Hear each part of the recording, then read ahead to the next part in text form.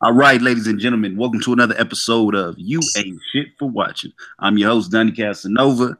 Tonight we got a topic that gonna be controversial to say the least. It's so you got her pregnant. Now what? At this point, we're gonna talk about some options and have some hard conversations and things that maybe need to be said in the black community.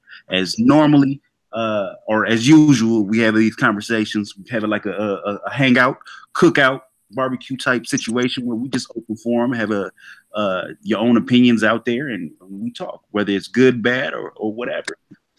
Night show, we're gonna run it down in order of who I see on the panel list. I got BMT, Joe. Why don't you introduce yourself? Yo, what's going on, everybody? This is Joe from BMT Black Media Talk, or Black Male Talk. I'm just glad to be here. Support my guy Donnie, and You Ain't Shit, and let's have a good show. All right. Next on the panel, we got the Thought Life Rain. Fuck It's you, all out in her nizzle, avatar. my nizzle. Hey, leave the girls alone. They looking nice. I mean, I hate it. Anyways, hi everyone. I'm Rain from Peanut Butter Girls and Rain's World 24. Go follow those pages on Facebook. I don't have a YouTube because I'm not crazy like these people. But hey, maybe I'll get one. Maybe not. All right. Next on the list, we got the incredible, indomitable Super Triz. Yes, thank you for having me. This is Super Triz. You can catch my channel Super Triz on YouTube, Instagram _Super Triz. It's a pleasure to be here. Respect to everybody on the panel. Respect to everybody in the live chat. Thank you. All right. Thank you for that.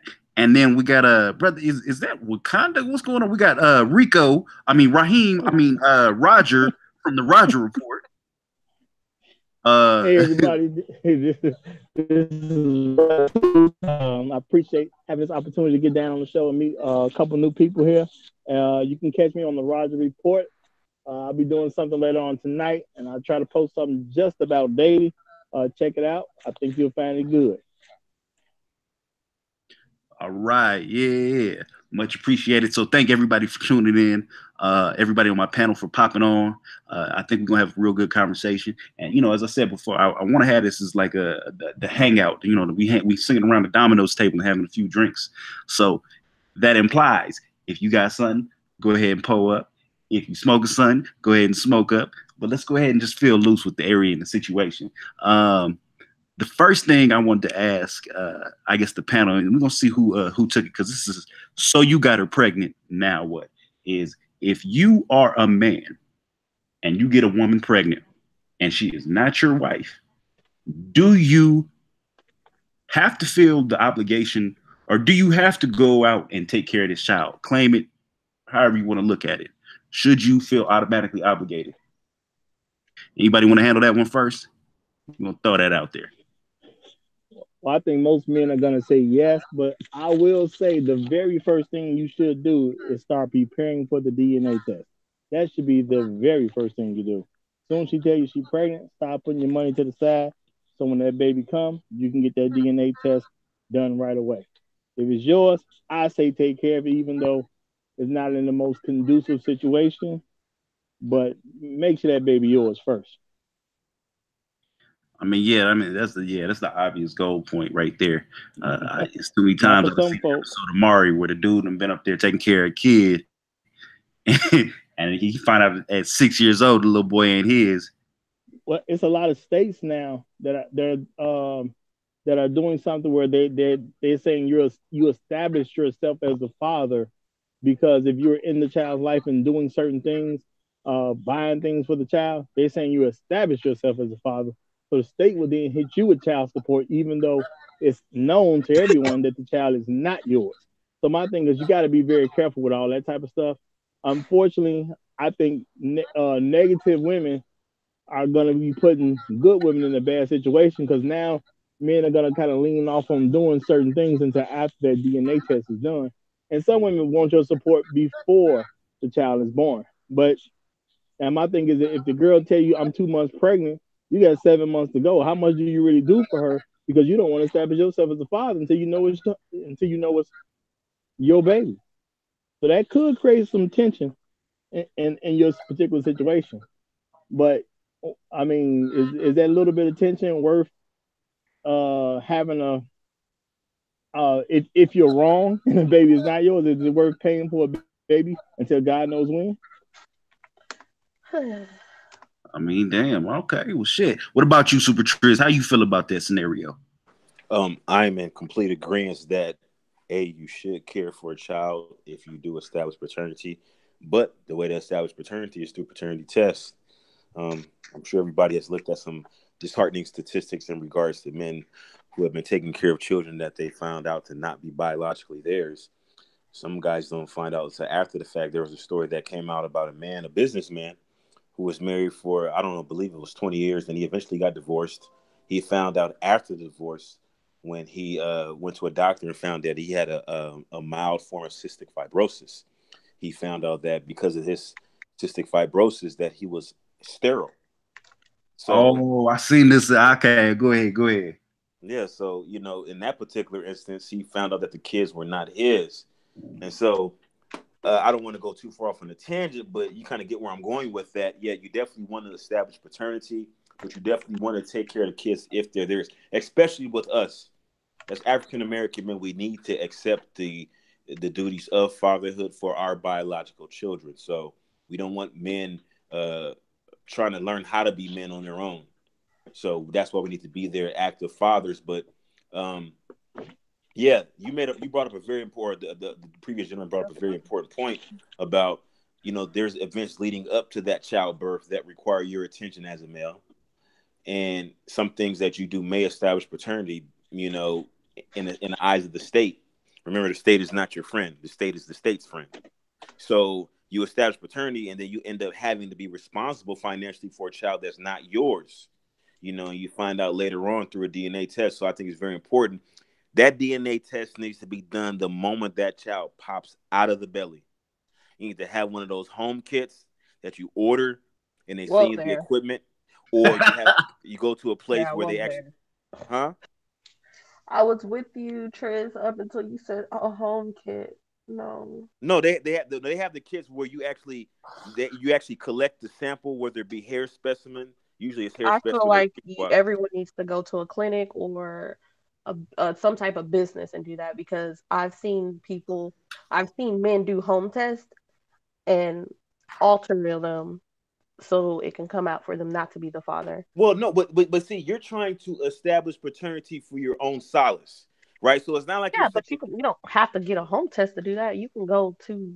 But the thought process is, if you're doing the home test for yourself, you're not gonna fuck your own self over. Exactly. So see, I'm not saying you're gonna fuck your own self over, but if there's a toxic thing between the man and the woman. See where I'm going with this. Right? The reason why I say a home test, because you're able to do it covertly and you're able to do it immediately following birth. You grab the baby, you say, "Listen, hold on for a second. See where I'm going with this, right?" So the child has been born, and it's been an hour. She's holding the baby. She done breastfed the baby. Like, okay, hey, you're exhausted. Let me hold the baby for you. Now you're in the room. You walk over like you're gonna walk by the window. Pull a couple hairs out of that child's head. That scalp is very fragile, right? Hold up. Trent sound like he done this before. Listen. I got this all planned. No, listen. I know where to take the hairs from, because you don't take it from the top. That scalp is very fragile, right? I'm just going to let you know that right now. No, see what you're referring to. The fact that you goddamn nigga.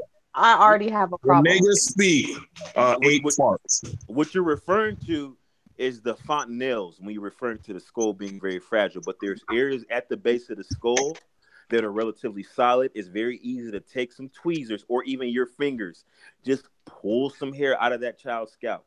Why are you being sneaky about it? That you know when the baby's born, you could have asked for a paternity test right then and there. Like, I was gonna say, damn nigga, like they could do that shit for free. Yeah. SaveAnigga.com. SaveAnigga.com. You're welcome to this. I don't know how that works, but the point I just helped you. The point I'm trying to make is, you want to be able to establish paternity without little fanfare. You don't want to set the tone as being as though you're suspecting, and that's going to create strife in a relationship. So you got to be sneaky. You get that But specimen. being sneaky Find is out if not that child helping is the yours. situation. But you're saying, but you got to be sneaky. Yeah. To get your result. Why, if you're a man, why you gotta do things in the shadows? Why not just say, listen, babe, you mind if I get a paternity test so that way I can nail it in the doubters? If she truly rides for you, whether she mad or not, before you even sign that birth certificate, they're gonna say, do you have any doubts, sir, that this is yours?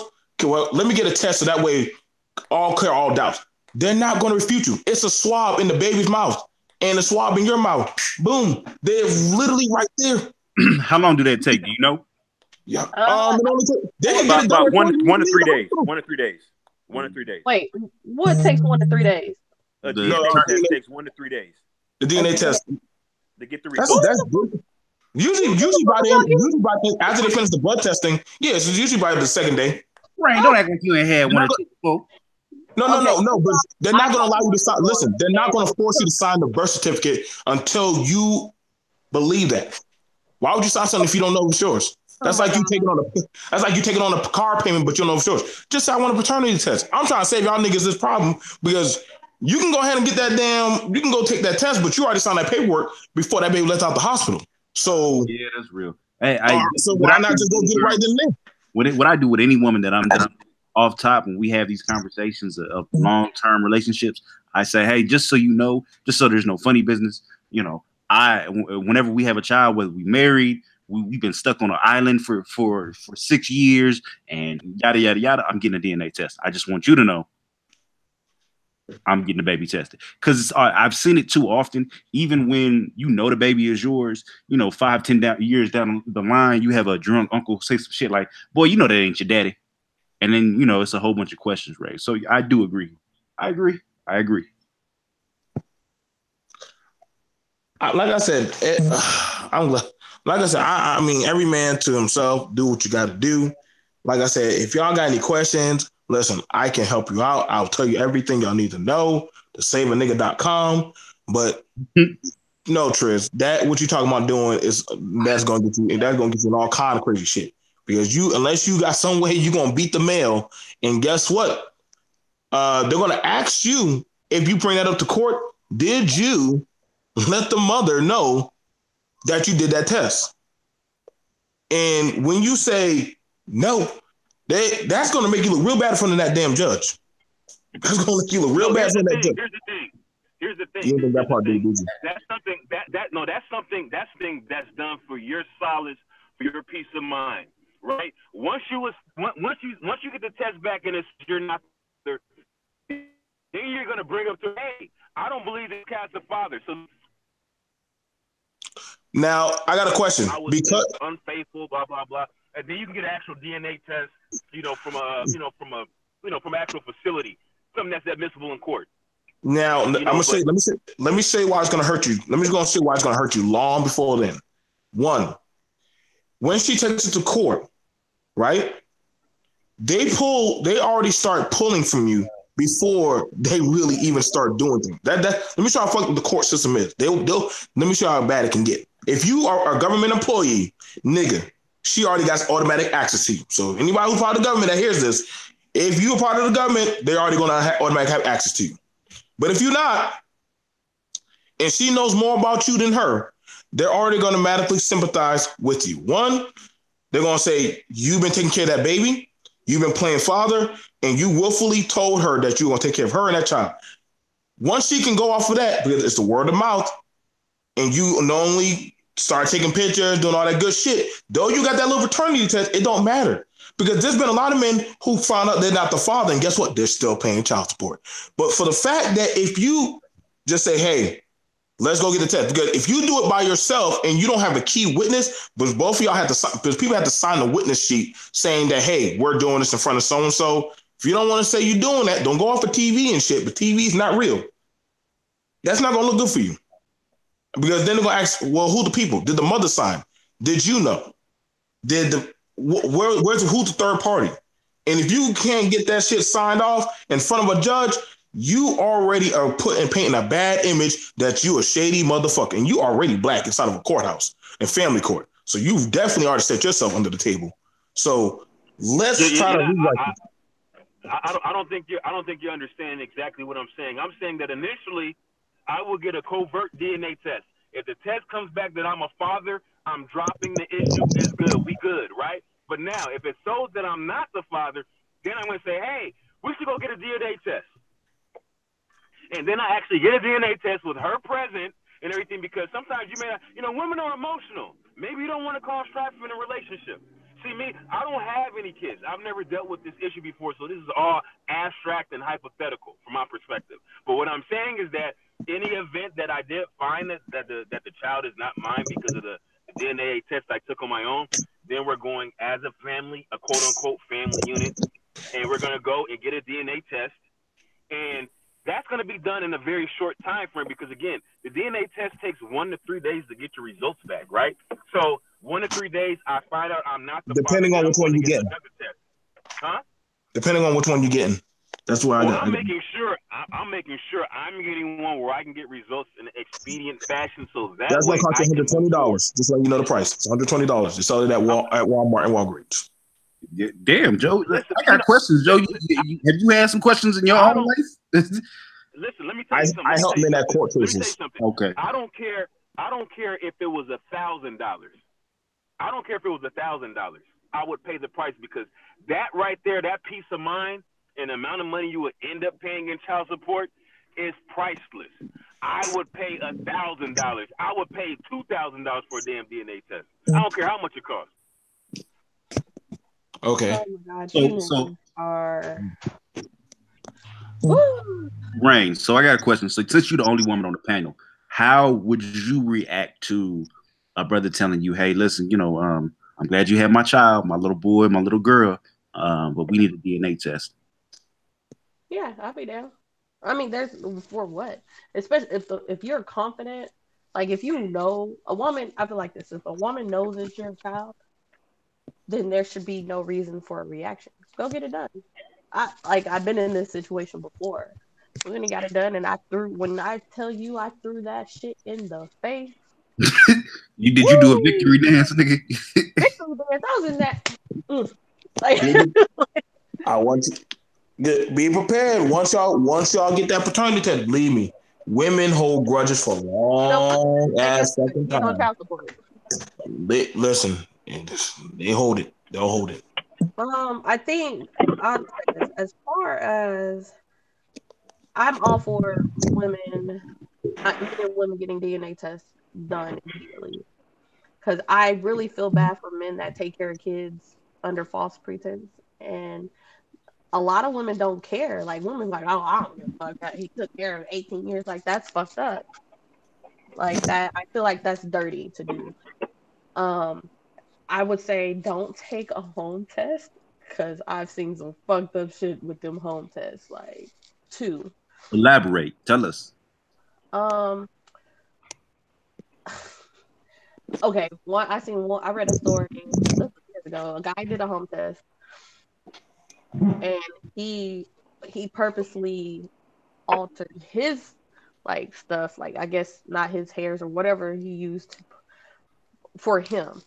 So when it came back, it said the child wasn't his. The woman was like, no, basically, no, we need to do this again. So he's running around town, like basically defaming her and just like, yeah, she's a hoe, it's not my child. They end up going to Maury. Not to Maury. And yes, they went to Maury will do it. Maury. It's actually a legit test. Black people, stop going on fucking Maury. No, it's free. It's free. I don't give a damn. Stop going on fucking Maury. Well, If I you can't feel afford like to have a it's DNA test, you shouldn't be out here busting nuts with no rubber on. I feel like if that man didn't do the fucked up shit he did, they would have went to Maury. Like, and when they went to Maury, he tried to make her look bad. He was like, I already got the DNA results. Like, here's my paperwork. And Maury did the results. Of course, he comes up to his kid, and he was like, no, bitch, no. He You was like, are no, the I know father. you played. He was like, I know you did something to that test. I know you did. He was like, no, no. And then he ended up accepting that he was like, oh yeah. Like that's dirty. Why are you playing with the test results like that? That's why I said no. I don't feel like the mother or the father should do these home tests, because people can fuck over you.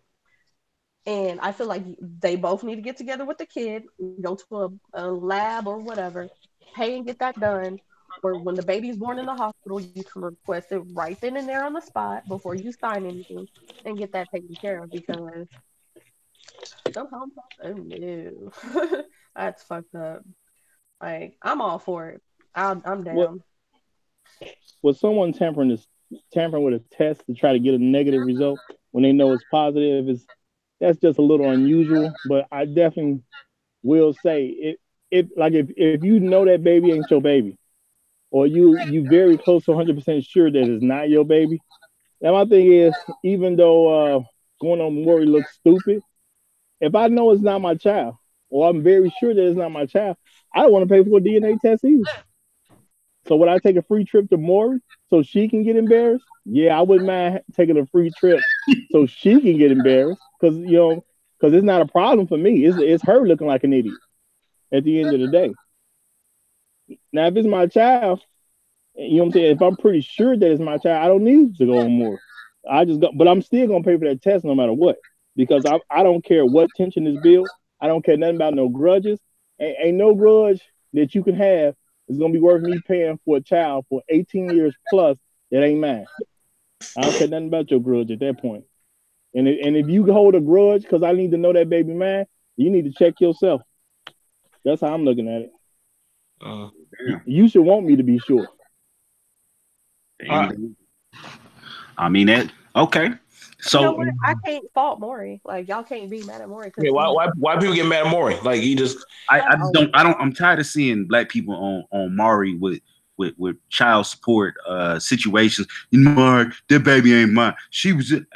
I'm just tired of seeing that narrative. I've been on Just Judy. I've been to Jerry Springer. I mean, if it's a free check, I go. I mean, I've been on both of those shows. And I mean, free check. It's free check. I think, but if you wrong about the father of the child, you look like a complete idiot. So if I was a woman and that is not the guy's child, there's nowhere in the world I want to sit up on one of those TV shows looking like a fool.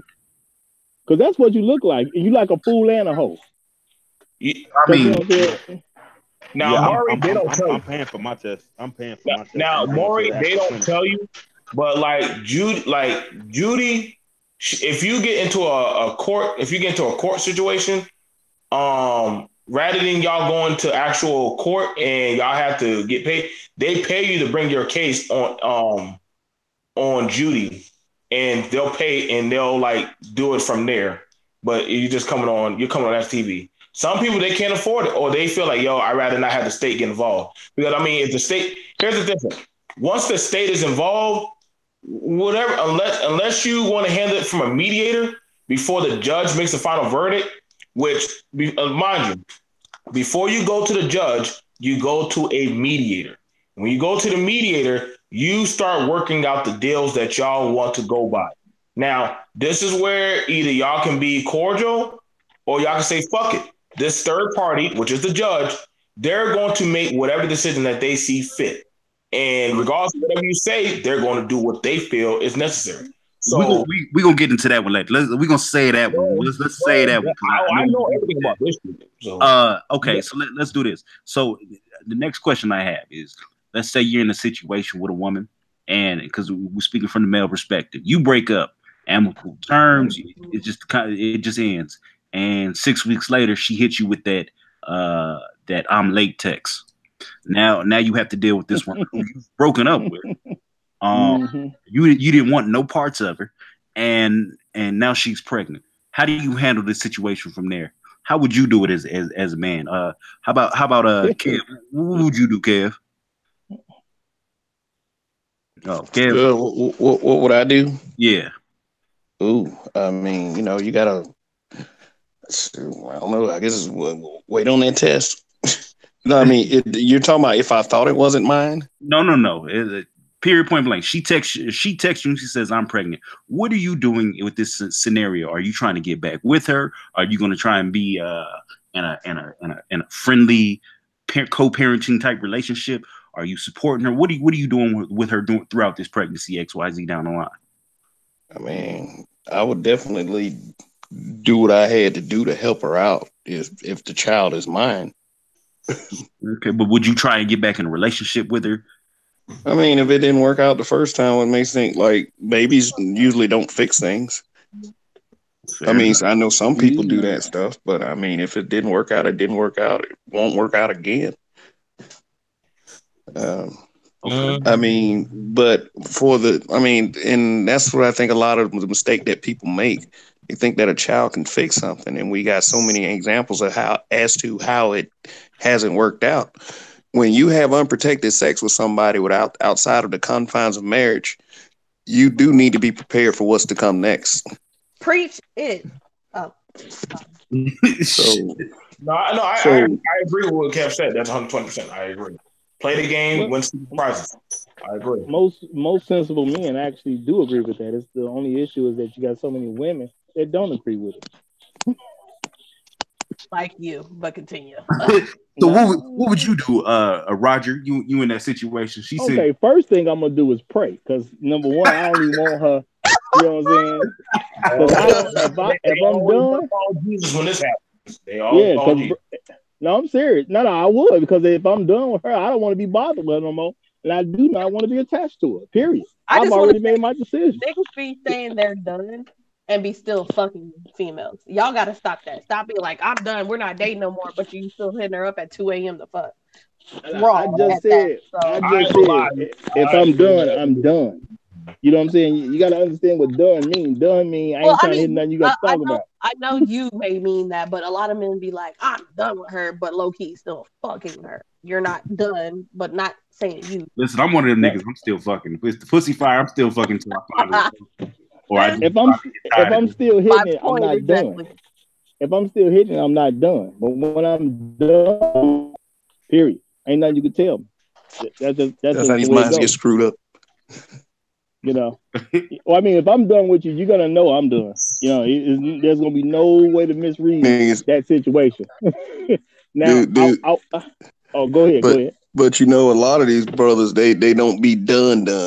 They be done with their relationship and everything that comes with it, but they still want that poontang, and that's how you get in trouble. Well, yeah, but I mean, those guys ain't gonna end up paying for the baby no way, so it don't make no difference. My thing is, if you the type of man that you know you ain't about nothing, she already know you ain't about nothing, and more than likely she ain't taking you to child support court no way. So you can do what you want to do. You're not gonna be held accountable. You know what I'm saying? In most situations like that. So who cares what he does? He's I'm like, but I be like that too. You don't have to take you to court. No, I'm saying it's the responsible men that have to make those decisions. Because if you're a responsible man, she'll take you to court more than likely. But if you're an irresponsible clown, she probably ain't taking you to court no way. Now, there are a few of them that they will, but to go to a courtroom at any given time, I started checking on this. All the niggas that we know is bums, they not being drugged in the court like that. They dragging men in. They want to be fathers because they want a bigger number than what that man is giving. That's usually how it goes in the courtroom. But at the end of the day, what I'm saying is, okay, if I actually did get somebody pregnant and we're not in a relationship, for me, you know, we're basically probably gonna get married because we did it already. The child is already coming. You know what I'm saying? If I got to put up with her in order to get this child raised, you know what I'm saying? You know, you did the crime. Now you got to do the time. So just the way it is. So you would marry a chick that you met at the club. Let's say you met a chick at the club and she might have been a little bit ratchet, but the ass was fat, and you said, you know what, I might have a couple of drinks. I'm gonna go ahead and smash it, but I'm gonna wear the rubber. But the rubber breaks. Not doing it. You gonna wife her up? That's what you're telling me? If she's pregnant with my child, it's in my best interest to make her my wife, and it's in my child's best interest to make her my wife. But more than likely, because I am a responsible man, a scenario like that is probably never going to actually come up. You know what I'm saying? Now, you know what I'm saying? And then it depends. If we don't really know each other, she may choose to get an abortion, which then I ain't going to have to worry about nothing. You know what I'm saying? You talk about Jesus now, you talk about abortion. What the hell kind of shit is this? Bro, I just said she may choose to get an abortion. A man can't get an abortion. That's impossible. All right, so Super Triz, you've been over there. You've been real quiet. What's going on? What's going on through your head? I wouldn't necessarily just arbitrarily marry a woman just because she has a child by me, but I would at least explore the possibility of trying to cultivate a cordial relationship with her. Maybe we could progress to an actual uh, monogamous relationship between the two of us. You know, I would at least try to explore that option because I think that's the best format for raising a child. You know, you have both parents in the same household, and you know, displaying what it means to have a healthy relationship, so that child can actually learn through just um, learn by example, as opposed to you trying to tell them something that you're not actually doing yourself. So I would at least try, but again, that's not always the case. If I couldn't make the relationship work out, I would still at least try to be cordial and work out some type of arrangement. um, I would consult a lawyer first and foremost if I can get the relationship to work, and I say, okay, what do I need to do to preserve my best interests, and to preserve my estate. So I think that's a key component that a lot of people don't consider is that hey, it may be worth it to invest in legal advice. You know, it may cost you a little bit up front. Most of the lawyers, for advice, they're going to charge you by the hour, and so that's going to be probably about, for a good lawyer, between 375 and maybe $450 an hour for advice. But it's well worth it, so you know what the actual uh, legal ramifications of your actions are in your particular state, and then move on from there. But you have to be responsible because a lot of times you may have a woman who say, "Okay, well, you know what? I could do it all by myself," and then 10 years down the line, she hits you up, and now you got to pay back child support in a short time frame. Now you're screwed. So it's best to kind of establish some type of payment arrangement early, so you're not fleeced later on. So I mean that's valid as fuck. Yeah, I mean Nah, that makes a lot of you're sense. I working actually on. have a. Oh, my bad, Donnie. Go ahead. No, go ahead. Say what you would say. No, that makes sense. If the young brothers I coach, if you get a woman pregnant and you're not married to her, you immediately go get a bank account, set it up, and you start paying her child support through the bank account as soon as you establish that that's your child. The first thing is you save your money up if you need to pay for that paternity test. Once you get that paternity test done, now if you can get it at the hospital for free, that's fine. I don't know because I ain't been in them situations because I ain't had no person at the hospital and I'm thinking that is my child or anything like that. That ain't never happened to me. But if it were to happen to me, my thing is to have money to pay for that DNA test so you'll know what's what. If she's already paid, if you find out that child is yours, you should have a bank account and always give her money through checks, saying child support written on the check, and you establish your own number when it comes to child support. Whenever she takes you to court, because more than likely she will eventually take you to court. And you may be cool right now, but that don't mean you're gonna be cool like he said 10 years from now. So eventually she's probably gonna take you to child support court. You want to have that record through a bank account saying that I have given her all this money because of due to child support and never give her money. Well, I mean, anything you give in cash, just understand that's burnt money. You can. I don't care what she says, an emergency or whatever the case is. If you give it to her in cash, it's burnt money. I give her nothing but checks. Period. And that's if you don't seek custody of the child yourself. But my thing is the way the statistics come out. If it's possible for you to get custody, you might want to do that because single mother homes, a lot of negative stuff go with that. Okay. So I mean, I'm hearing a lot of good talking points with everything we're talking about. So let's run to the next one. So you got her pregnant, and she has a new dude. I mean, ain't nothing you can do about that. She got her dude. So you just Wait, go. do about what? So you get a chick pregnant, you break up, and then maybe in that time frame she has a new dude, or at some point during the pregnancy she gets a new dude. How do you respond to it? And Rain, since you obviously not in that situation, how have you seen that happen, and how would you as a woman go about that scenario? Like, go about what? That scenario, you end up being in a well, first off, would you be in a relationship with a dude if you were pregnant with somebody else's child? Oh God, dog.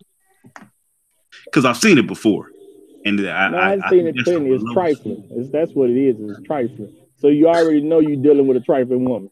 Oh, that's Yeah, fucked up. That's not trifling. Why is it trifling? Okay, I okay. was It's somebody okay. I, go. No, I mean, would I do it? It depends on who it is. So you don't feel like it's trifling to have another man's baby in you, and you had to be fucking out here fucking some other dude or in a relationship with Oh another dude. well. mm, Because if you in a relationship, let's be honest, 9 times out of 10, he ain't just sitting up there waiting for you to have the baby so he can go and get it in.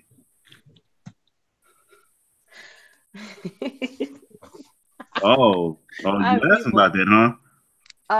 I'm How laughing many because it's girls? funny because How I many feel like girls you just ain't do it? well, yeah, oh, because I she's feel starting to like realize it's trifling. That's why so she I'm laughed. not laughing because it's trifling. I'm laughing because I find it funny because y'all want to sit there and be like, oh, well, it's trifling for the woman to be pregnant and to have a whole other relationship and still have sex. But I mean, the man moved on. You gotta, or you I'm got sorry, but men don't get pregnant. They Yeah, just don't. you ain't got no another dude. So man, what you gonna do when the baby come out with a black eye? a black eye. Come on, stop it. Stop it. That's a reach. The baby can't come out with You a know, black eye. Man. life ain't fair. Men don't get pregnant. That's just it. People Okay, gotta understand that. fair. Stop worrying about okay, if y'all are having a baby, the man and y'all are not together, worry about the baby. Don't worry about who the fuck she's sleeping with. What she's She should doing be sleeping with outside of the nobody if relationship, she's still if pregnant with she your wants child. If to you do can't whatever, wait till you that's have her that baby to opinion. sleep with another man, you kind of trifle. That's I, her What you opinion just though. my said. bad, my bad. I said kind of. No, you are trifling. Sorry. I feel like this. If I was that woman and I decided to be with somebody else and you want me not to sleep with somebody, I would be like, well, I won't sleep with people if you won't sleep with people. Let's make I'm that It, agreement. I'm And it saying though, but doesn't make that's it. not get a gonna. recipe. But again, men are not gonna do that. So you can't sit here and fault the woman. So the fuck what? No, It's no, just no. A it's pregnant person having sex while they're still pregnant is just trifling. pregnant That's people just get trifling. horny too. So how is that a No, problem? it doesn't make a difference. Life No, ain't it does fair. make a Some difference. stuff is just People trifling. need. So there's nothing wrong with that. If a woman Other than wants the to fact do it's that, trifling, I agree. how's it trifling? If she's having protected sex, even though she's pregnant, it shouldn't be an issue. Condoms I break. mean, Wait, hold on. Can I hold on? You know what? Go ahead, get her, Joe. Get her, get her. I'm not even no. I'm not. I'm actually agreeing with her. Like, I mean, shit. I'm agreeing with her. Like, damn, Okay. if y'all make it Joe like out being here she safe simping. got. about it, it I shouldn't be no. never thought I'd see the day Joe was out here If simping. she's not running out there being, Have y'all ever had pregnancy? Have you ever had prego sex before? That's just amazing. I don't I know wouldn't why even people bring it think up. like a woman pregnant, like she got stopped being human or some shit. Like, nigga, you failed. You ain't with her. She's free game. If she wants to go get with somebody who's gonna treat her right. See, niggas don't start giving a fuck about the woman until she get a dude who can outdo her. That's when they feel like, oh, why fuck you, slut. Like, hold up, nigga. You just couldn't care for her. That was just the But thing we, about it. what we're So, talking about ain't got nothing to do with another guy though. We talking but, about you her but the period first that's thing That's you having said, sex that's what I'm while she's talking about. pregnant. but the first thing you said was she's trifling. Yeah, she is. If you can't hold off because you have a child by somebody else, if you can't hold off for sex until that child is born, Why does you she are have? being trifling. That's what I'm saying. Okay, but I mean, okay, so let me. This is what I see. This is that shit. But then this is the shit that I don't get. And I mean, y'all can call it a symbol if you want, but damn it, I mean, I don't get where she was trifling at if she chose your punk ass and then you didn't stick with her, but then she said, well, fuck it. I got a nigga who gonna do me right. So What? No, no, no. We're not talking about where some dude didn't want to stick with her because she got pregnant. We literally just said she calls later on and saying that she got pregnant.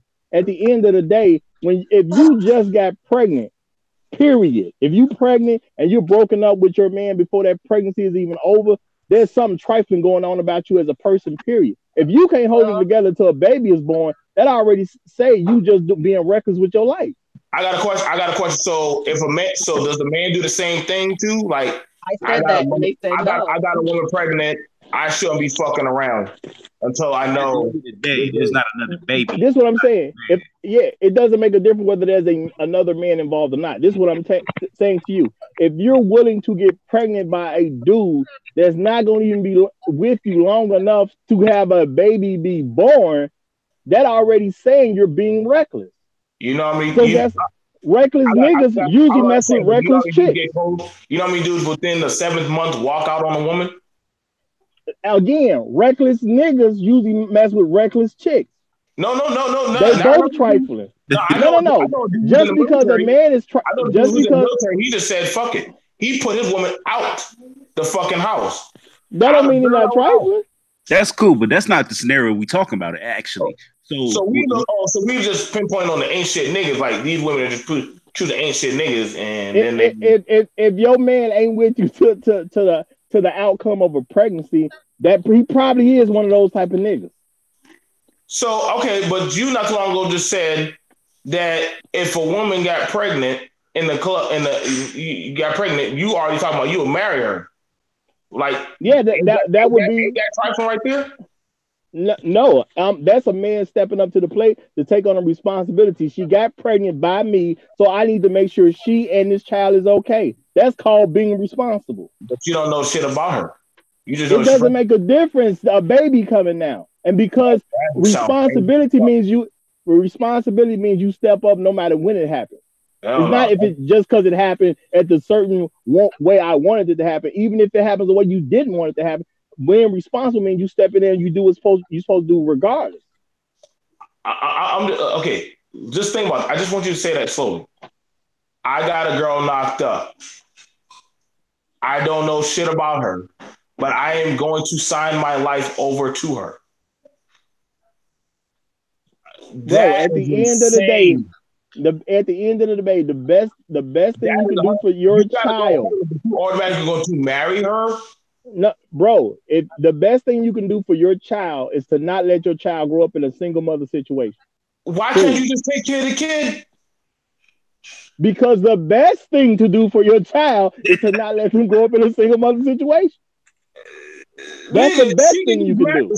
She marries you, stays with you for 2 years, and then leaves you. She takes everything from you. Bro, all that don't matter. That's a chance you got to take because it's about your child. When you kill a nigga over your child, so you can't give up no money over your kid? You can do that outside of the damn home. Listen, I don't. Oh Lord, this is the best thing for your child. The best thing for your child is just be a good dad. Not I gotta marry this crazy bitch. This is why a lot of niggas move in these homes and they wonder why this woman drives them batshit crazy and be fucking when they be going to work and shit. Like you married, bro. I think you married. Like okay, what the fuck? Okay, I'm in. Like once she gets the ring, she ain't gotta suck your dick. She ain't gotta fuck with you. Bro. She like already in the damn house. Wait a minute. The example is you got a chick that you didn't even know pregnant. That means you were being reckless in the first place. You see what I'm saying? I got a question. What happened? But get married a chick that you got pregnant is not reckless. But a girl having sex that's I think just because you. How the hell does that make any sense? Let me say this. I feel like men, that's kind of toxic. Especially what if y'all always fighting and it's a lot of like negative energy and negative BS. Like you kind of force yourself over a baby. I feel like people shouldn't be having kids just randomly, but you shouldn't also randomly just getting married for a child. Like that's not good for them. It's not healthy. That's a very unhealthy. Because you don't know the person does not mean you're gonna be in a toxic relationship. Both of y'all are adults and you can't act. You can't play the part. To get together and knowing people have the ability to put their kid first. They want to stay together for the kid, not realizing the kid feeds off of you guys' energy towards each other. The kid can see that you're right. No one has to be toxic because they didn't know the person that well first. Just because you got together for a child does not mean you have to be toxic. Children know when it's those are those. I'm not gonna lie. That's what you're talking right now. Is the reason why a lot of men go like they're like, yo, what the fuck? Who did I marry? Like, how did this woman take everything from me? Because y'all would rather trying to protect the kid, but also what you're doing is setting the kid up for failure anyway. No. Don't want to be together. If two people know, how do you know they don't want to be together? We're talking about getting a random chick pregnant at the club. You don't know they don't want to be together. They might be a perfect fit for each other. How you know she ain't set you up? You at the end of the day, get pregnant or like on purpose? hypothetically, we got bait. You don't know the person, so she could be the so you perfect don't know person it for either. you. Wait. You don't know that. You know it's completely Who the hell gonna play Russell with this dick? Roger out here hoping on a hope. He said, No, I'm This not. ain't no Disney Channel. No, I'm not. I'm not hoping on a hope. What I'm saying is, at the end of the day, you already know it's a negative thing to have your child grow up in a single mother situation. That's already been proven to be negative in a lot of cases. Single mother is who are in the child's life. So if you're not married, you're single. That's just how it works. So Nigga. in order to avoid her having your child being raised in a single mother situation, you either marry the woman or you try to get custody of the child. You got to make a decision. I got a question. You marry this woman, right? But she don't even treat you like a husband. What do you do now? I mean, if it's me, she's gonna treat me like a husband because I'm not everybody else. I don't accept BS. Nigga, you just said she's pregnant. We get married regardless. Bro, I don't accept BS. I don't accept BS. Period. Okay, you must gonna put your hand on there or some shit. That's what you're saying because maybe that's how you would do. I'm just saying, I don't accept BS. Period. I'm just saying you met this girl at an unknown situation. Many ways, bro. There's many ways to check a woman without touching her. Many ways. Oh, must be by money. I mean, there's money. There's you know, there's different ways. I mean, I guess. I mean, it is. You can psychologically check a chick. So you don't never have to hit a chick to physically. Nobody thought to psychologically check their dick and put on a fucking condom. I guess that shit then psychologically. I mean, shit happens sometimes. Sometimes you might bust through the condom. Boy, this is my thing. I'm a man. I ain't got no babies out here like that. So I know what I'm doing. You see what I'm saying? But we're talking about what if this one situation just magically happened? Because you got to deal with it. Because this is what was my intent of the show.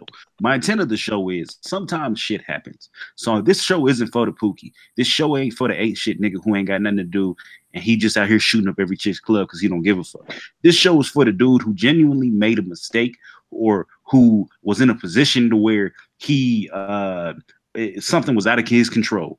This show is for that man. So with that being said, I'm trying to get solutions for dudes who are in a bad scenario or maybe a dude who just wants to do better. And I'm trying to cover every base. Okay.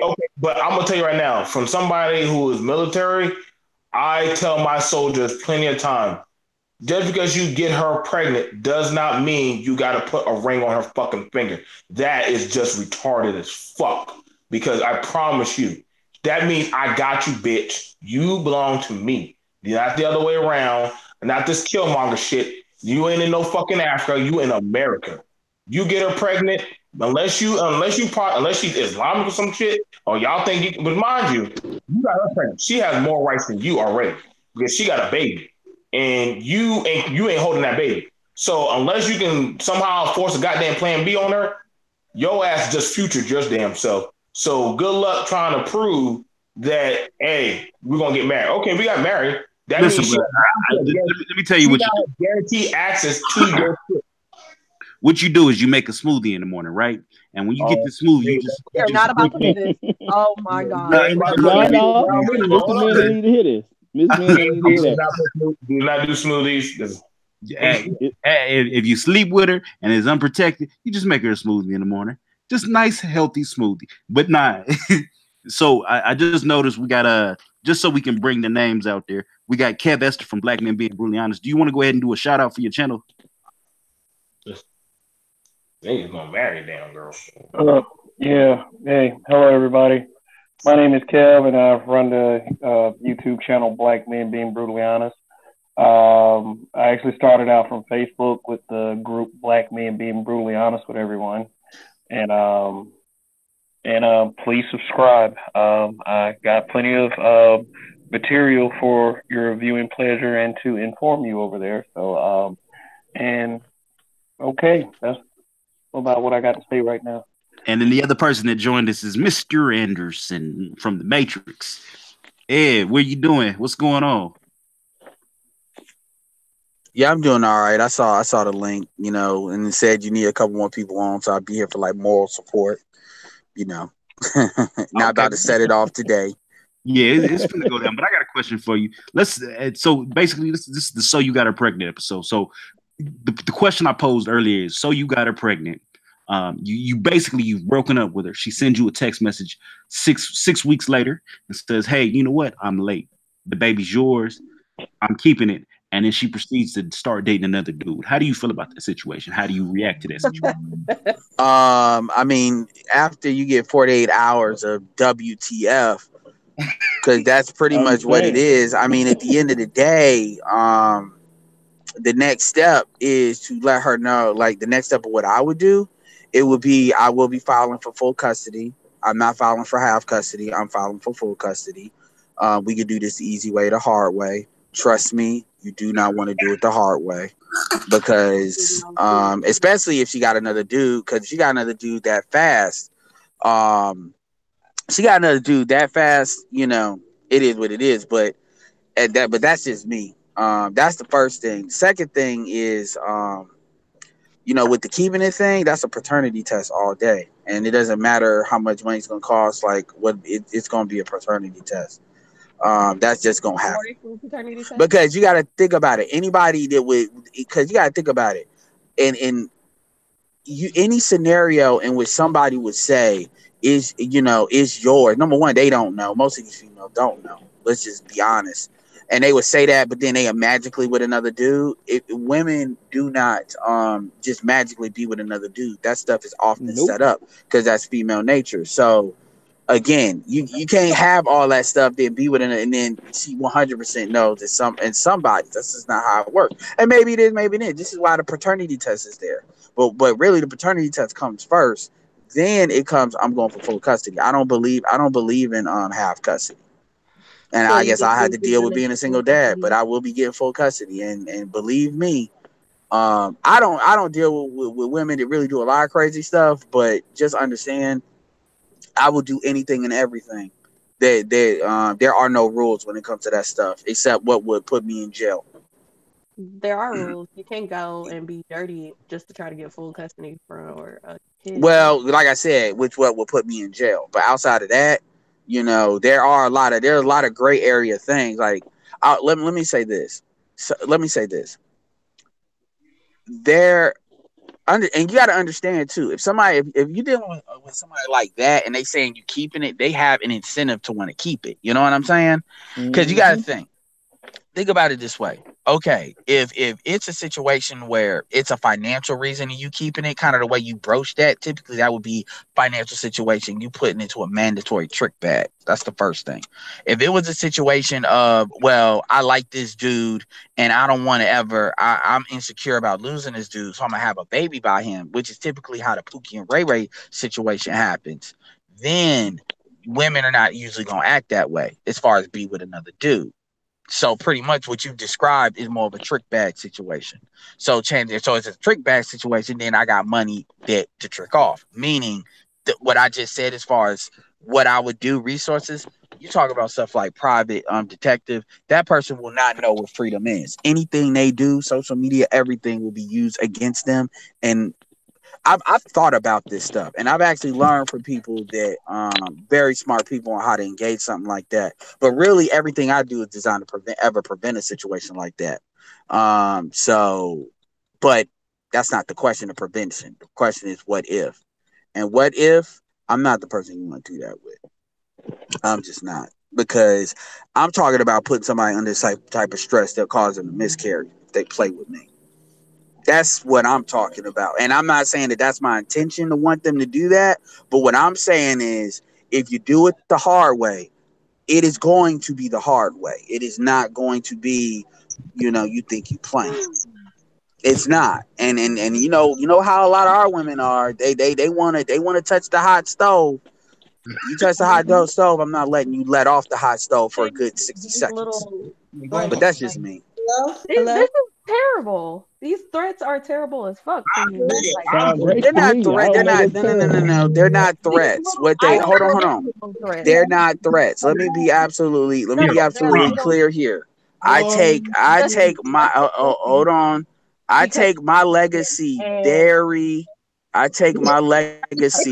and lineage very, very seriously. Wrap it up.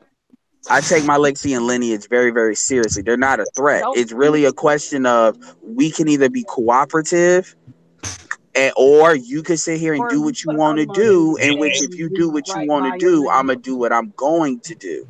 It's really that simple. It's not a threat. The problem is people want you to control. My wife Want said so that control. way she can fill in for me. My wife said, I got another feeling for you. What's So going it's on? not a threat. It's only a threat if people want to do what they want to do. Hello, But I'm done. everybody. Why don't you introduce yourself to the panel? This is Black Woman Talk on the panel. My name is Melissa Johnson. I'm the wife of Josiah Johnson. I'm also part of BNT, and I just was listening in on the conversation, and my husband wanted me to give a little insight, I guess, if I could even do that. Hello. What is the whole scenario here? I heard a lot of mix up, and then I heard a lot of threatening. So basically, the scenario is a dude got a woman pregnant.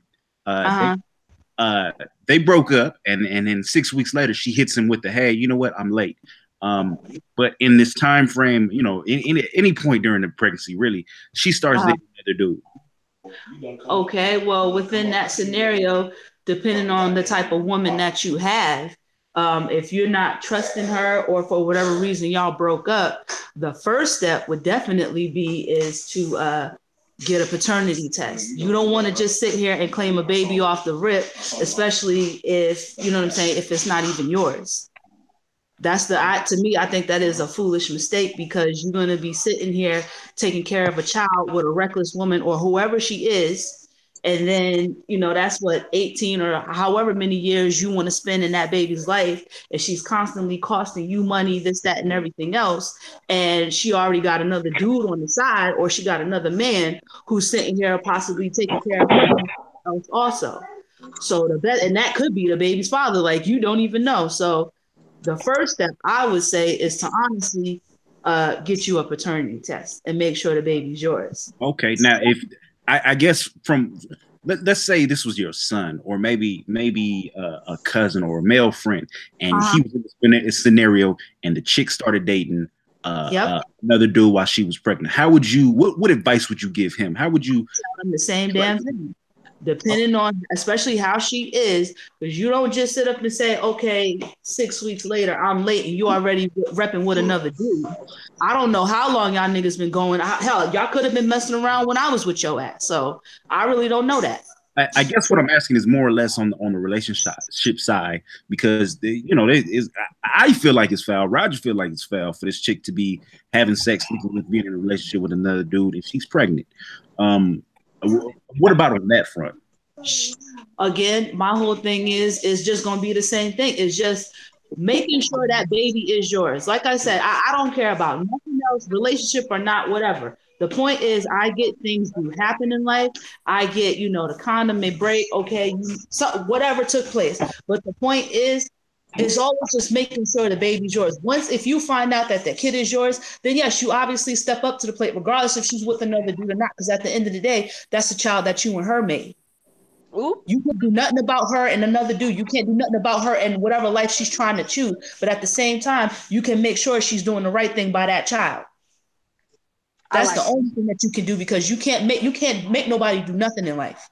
You can't force nobody to do nothing. So if she wants to be trifling, or if she wants to be reckless, if she wants to sit up here and do whatever, then okay. Like I said, once you find out that baby is yours and you don't like the lifestyle that she's living or the stuff that she's doing, then you go ahead and try to get full custody and make sure you can do whatever you need to. But if she is being responsible and if she is handling her business the way she needs to as a mother to her to y'all's child, then what all can you say about that other than the fact that, okay, she got with somebody else? All right. So I noticed Super Triz. What's going on? You over there sitting silent again. Yeah, I just I was just letting everybody, because I get long-winded sometimes, so I try to let everybody get an opportunity to speak. Let that wind out. Yeah, I will say respect that Edward Anderson. Always good to be on the panel with that brother right there. Yeah, as far as my perspective on that situation, again, I am in accordance with the other gentleman that said that it's kind of ratchet for a woman to to be freshly, pregnant by my child and then already pursuing the next relationship. It's also kind of suspect. But at the same token, I understand, the desire for companionship, and I can respect a man who's wanting to take advantage of that woman's sexual proclivities. I definitely have been on the receiving end of that particular scenario where a woman has been pregnant but wanted me to entertain her. So I can respect that too. But as far as I'm concerned, like again, the child is first and foremost. I definitely want to do what I can. After paternity has been established, I want to do what I can because I do believe the best place for a child is in a two-parent home. But if I can't achieve that, then I will do what's necessary to ensure that child has the best leg up for the future.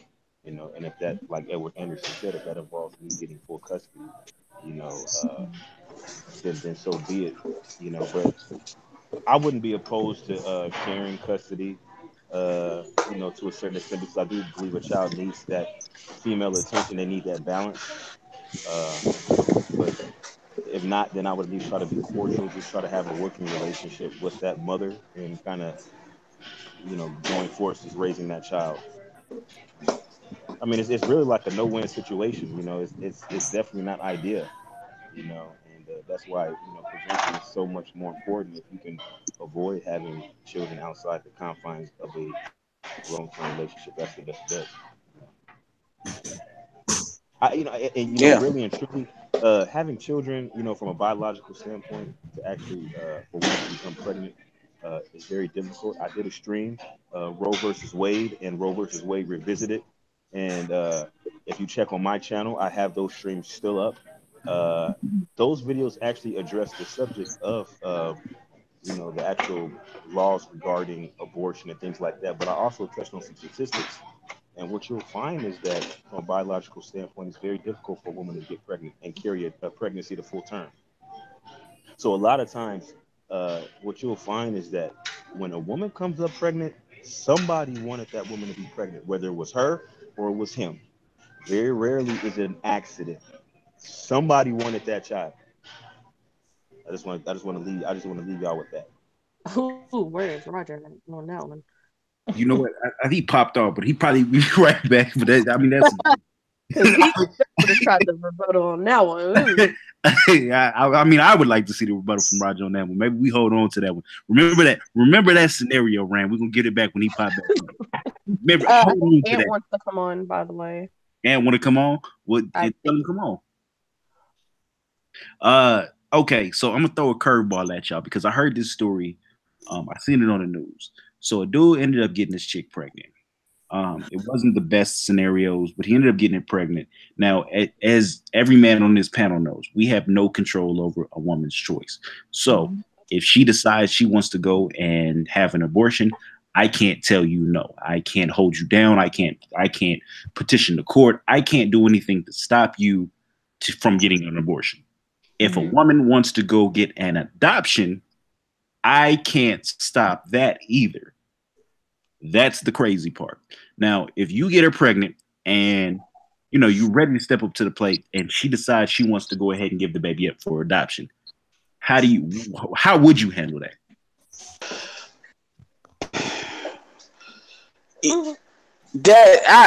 I don't even know if that's even legally true. Because the thing is, if you that has to depend state by state. Because you got to understand their father's rights exist. So if the woman, because you got to think, I need somebody to show me documentation that if a man wants custody and the woman is voluntarily, because that's what she's doing when she puts a child up for adoption. Now, it's a difference if a man is unfit, but even still, what determines a man being unfit is relative, because a lot of times they're comparing it's a higher standard for a man to be fit if the woman wants the kid. That's a harder fight. Hence some of the stuff that I'll talk about before. But if a woman puts it up for adoption, she's voluntarily releasing custody. And they typically want to put the child within the family. So maybe that varies state by state. But I know in North Carolina, they typically say, okay, next one up, the dad. What is he looking like? Is he a thug? Is he effed up? And if he's basically fits the basic standard, he not a criminal and stuff, he'll go with them. There ain't no dudes gonna be fighting saying I want my kid, and they say no, they put him up for adoption. It's not enough adoptive parents for that shit. I again refer back to my Roe versus Wade and Roe versus Wade Revisited streams on my channel, Super Triz. I did address this topic as well because there are instances where, as the father, you may not be aware that the woman is even pregnant. If you guys sever ties and she's pregnant and she has that child, she can give up that child for adoption without even making you aware that you are in fact the father. I know this is a little bit tangent from the situation, but that's just something to think about. But I am with Edward Anderson on this. I think that as a father, you are entitled to some rights regarding that child, and if she decides to give that child up for adoption, I believe. But I believe you as a father have to actually petition for custody. So it's not like something that simple where it automatically defaults to you as the biological father. I believe you do have to petition. You have to go I through could believe that. I could Yeah. believe that, and I could believe the unaware piece too. But even with that dynamic, because you at this point in time, you can drop a baby off at the fire station and walk away. Yeah, you can do that. Yes, and again, Roe versus Wade Revisited, I said that exact same thing. I went through every possible scenario for a woman to absolutely absolve herself of responsibilities for that child. There are so many options available for a woman; it's unfathomable in comparison to men, especially because we are very limited on our options, and we're essentially at the mercy of not only the woman but also the state. So I will add this too. Most of what women do is not based on dudes wanting custody, though. This is one thing black men got to understand. And I understand like celebrities got money and stuff like that. But if dudes actually know, it's not even about having to be a legal scholar. But if you show up and you have like, if you have, let's say, middle class, as far as like income, you ain't broke or nothing like that, and you understand the law, a lot of what women do is based on A, you not knowing that the kid is yours, B, you not being sure. If a dude actually knows the kid is his and he has the posture of I want full custody, that's an animal most women don't deal with. That's why a lot of the stuff I said, sounds like a threat. It's really not a threat. It's basically the more energy you put in resisting what I'm saying it is, the harder it's going to be. And it's not about like me threatening you. It's about, okay, you want to take it here. I want the kid. It's not your choice. Whether we'll do this for as long as it needs to be done, because I'm not just talking about me. I'm talking about my family. It's not even about me. I'm talking about my family that's behind me too. Because we don't really play that game. And that's another thing a lot of these women are not used to dealing with. They're used to dealing with like dudes, they just lone wolves, maybe the mama's there. They're not used to like, okay, you got mom, grandma, you got brothers. I'm talking about people with resources. They're willing to pull together to do that, to basically have control over the direction of that child. And again, they're not used to doing that. They're used to dudes, depending on dudes, not showing up for court, not having the economics to really back up what they're trying to do. And generally, when they do, most of these women fall short because they're just not used to dealing with that. Otherwise, they wouldn't play those games in the first place. And by the way, let me be clear here. I always say that a woman is responsible for who she lets in her womb, but make no mistake, a man is responsible for who he chooses to get into a relationship with, because men control relationships, women control access to sex, men control like who they decide to commit to. So if a man is generally in the situation like this, where a woman is acting this way, that says a lot about the dude too. So anyway. I mean, damn. I just want to point out that, I did this show with a purpose. But I think every man on this panel has more than proven that, as black men out here, we are willing to be leaders. We are willing to step up and be fathers. And, I don't think any black man on this panel has a child out of wedlock. So I just want that narrative to be rewritten from black men ain't shit, black men is all deadbeat dads, etc. But he was just making a point because that is true. A lot of times, in a lot of scenarios, sad to say, black women. Oh wait, did you get off? Okay, I'm sorry. A lot of black women do try to play the fucked up game. They do try to, okay, I want to trap this dude. I want to make sure I can get him for all the money he's got. I want to make sure he ain't got no say so over nothing. Because at the end of the day, I'm sorry, but the system is not built for black men. I think we could all agree to that. It's just not built for y'all. And so, any and every way possible, especially if a woman is trifling or scandalous, she is gonna pull. She don't care however many strings she can just to get over on that nigga. He can be hardworking. He could be, a stand-up dude. He can do this. He can do that. And at the end of the day, she'll still try to get over on his ass. I mean, say that. I want to say this: just as there is fucked up women out there, there's just as many fucked up men. I know, I get that. But he's just saying, from what he was saying, the show is not supposed to be based on, tearing down a dude. It's just supposed to be, I guess, you trying to build him up or trying to help him out in a scenario like this. Because a lot of times you do have a lot of women who do play that game. How many times have you seen on World Star and on YouTube and people recording, oh, this bitch, she's sitting here twerking because she's getting an abortion? How many times have you seen broads sitting here, oh, I'm taking this nigga because I'm going to get my child support and he know he ain't getting this and he know he, like, how many times have you seen that? And I mean, I've seen black people do that to each other. So I mean, come on. Like I said, I'm not trying to tear down black women, but for this episode right here, a lot of women are trifling. A lot of black women, they are trifling. A lot of like your wife. I want to give you a high five. I get what you're saying, but at the same time, I still like.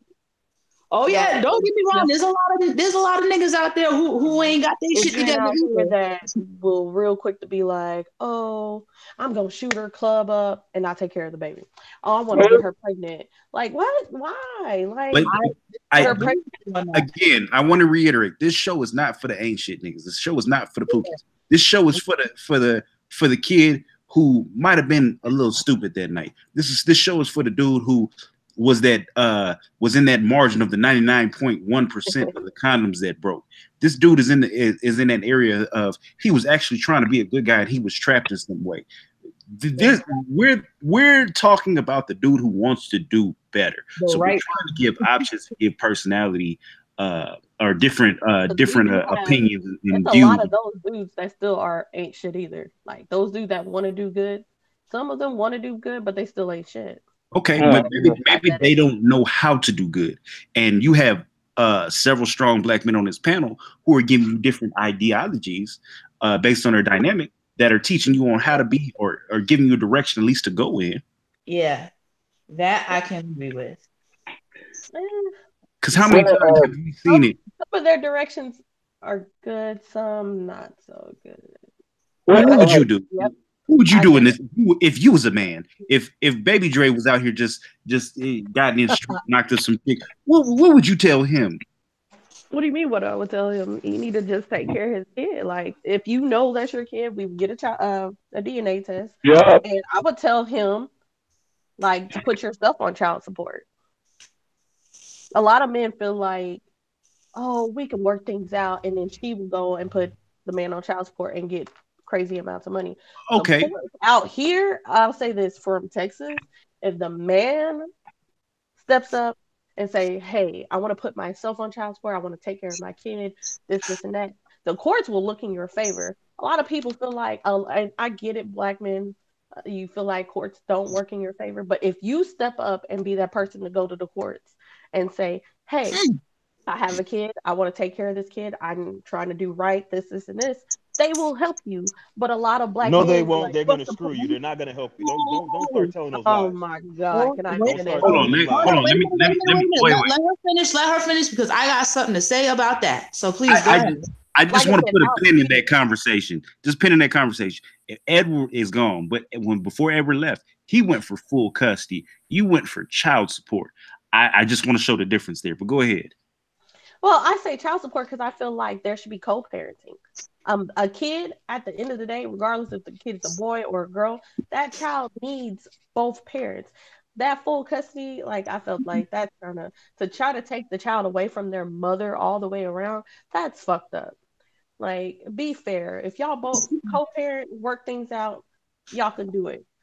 So Okay. either the mother Because y'all fully has had the that child. Muslim, Are huh? you saying 50-50 custody, or are you saying either the mother has the full custody of the child and you just come No, to get the child? no, I'm saying 50-50.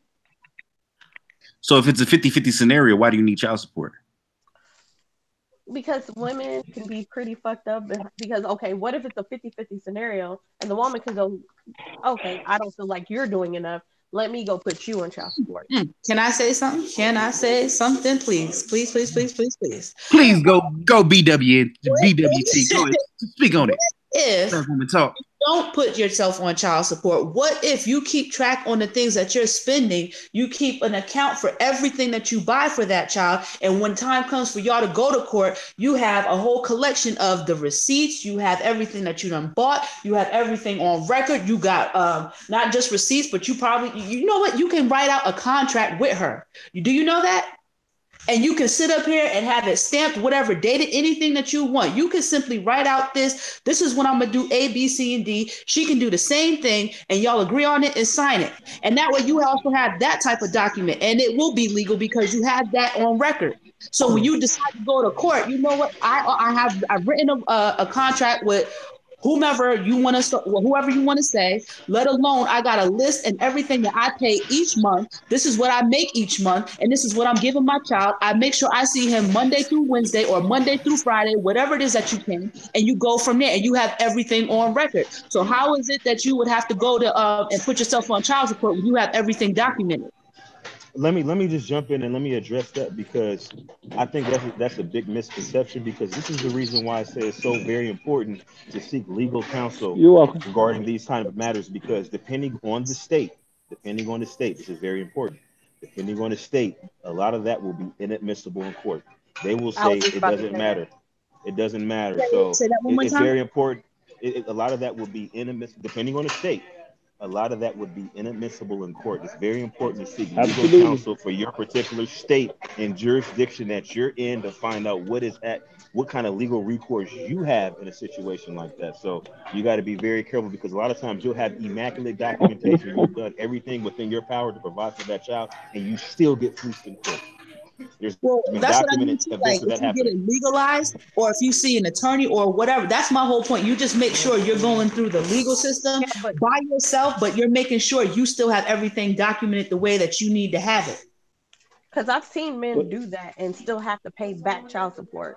So it's kind of like you did all that for what? Like that's why men I do said not getting earlier, that if you're done. going to give a woman any money, you have to give it to her in the form of a check marked child support, because they That's can what throw I'm out saying. everything, but they're not going to throw out a bank account, because that would set a Yeah. legal precedent that would cause a lot of problems in every state. So they're not going to throw But out see, bank records. part won't work just because you be like, hey, I bought the kid this. Like that doesn't No, work. But that's no, what I was saying. You have a backup for everything. You have receipts. You have accounts. You get everything legalized. You make sure you have proof of everything that you're doing. So that way, if time comes for y'all to go to court, you're not sitting there looking assed out.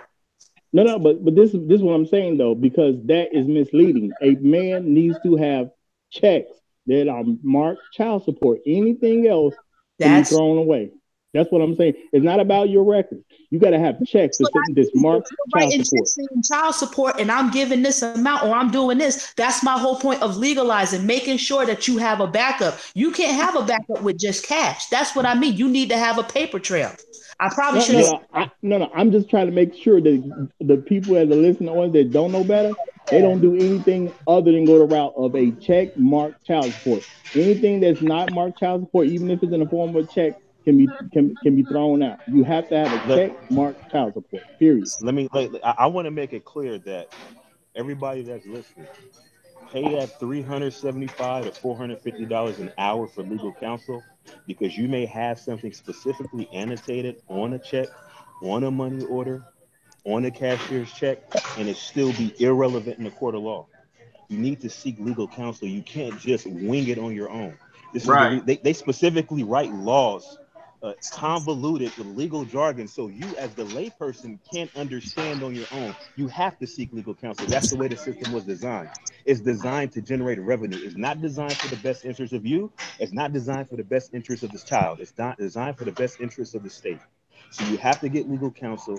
You have to go through the actual court system to make sure that you're not hit for back child support. It will hit you. Like I got a cousin. He did exactly those same things. He paid everything in check. He actually annotated on the check who it was for. When he got to court, he had to pay 3 years back child support. All that stuff was thrown out the window, and the girl was sitting up in the courtroom laughing. She thought it was hilarious because he actually thought that he had did what he was supposed to do, and he got screwed in court. This is what I'm telling you guys. So you got to go by the state because some states that actually is admissible. Some states you can have a check and write on there what it's for, and you be clear. But some states it's not case. Like California, for instance, and in Washington, where I'm at now, is not the case. You will not absolve the responsibility. So be very careful with that. No. I'm agreeing with you, Super Trade. This is why I always tell people go get an affidavit. Go get like you want to go get an affidavit. You want to go get somebody like legal counsel to actually sign off for you. So that way the state recognizes. Like you get what I'm saying. You hire somebody, a notary. If you get a notary, which only does really doesn't cost next to nothing. But you can literally go get a notary and literally get this shit squared away. Sometimes as Black people, we gotta stop being. This is where I step in and come into play for a lot of Black men, where I keep telling them we can't be afraid of the law.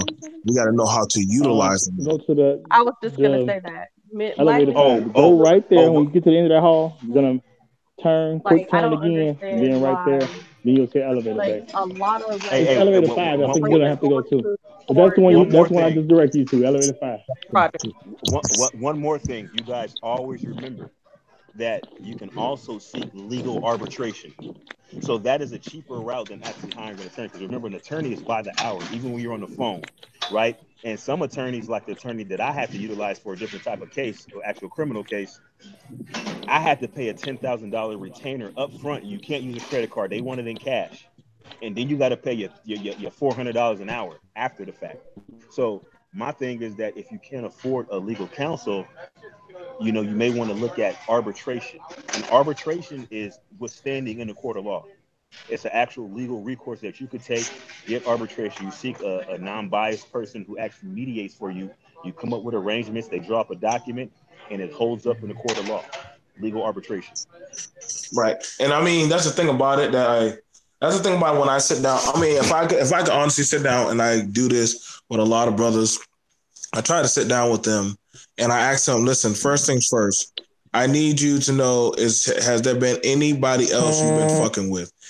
Most brothers get mad at me when I ask that question. Why the fuck does that matter? Well, I said, well, how well do you know her? What does she do?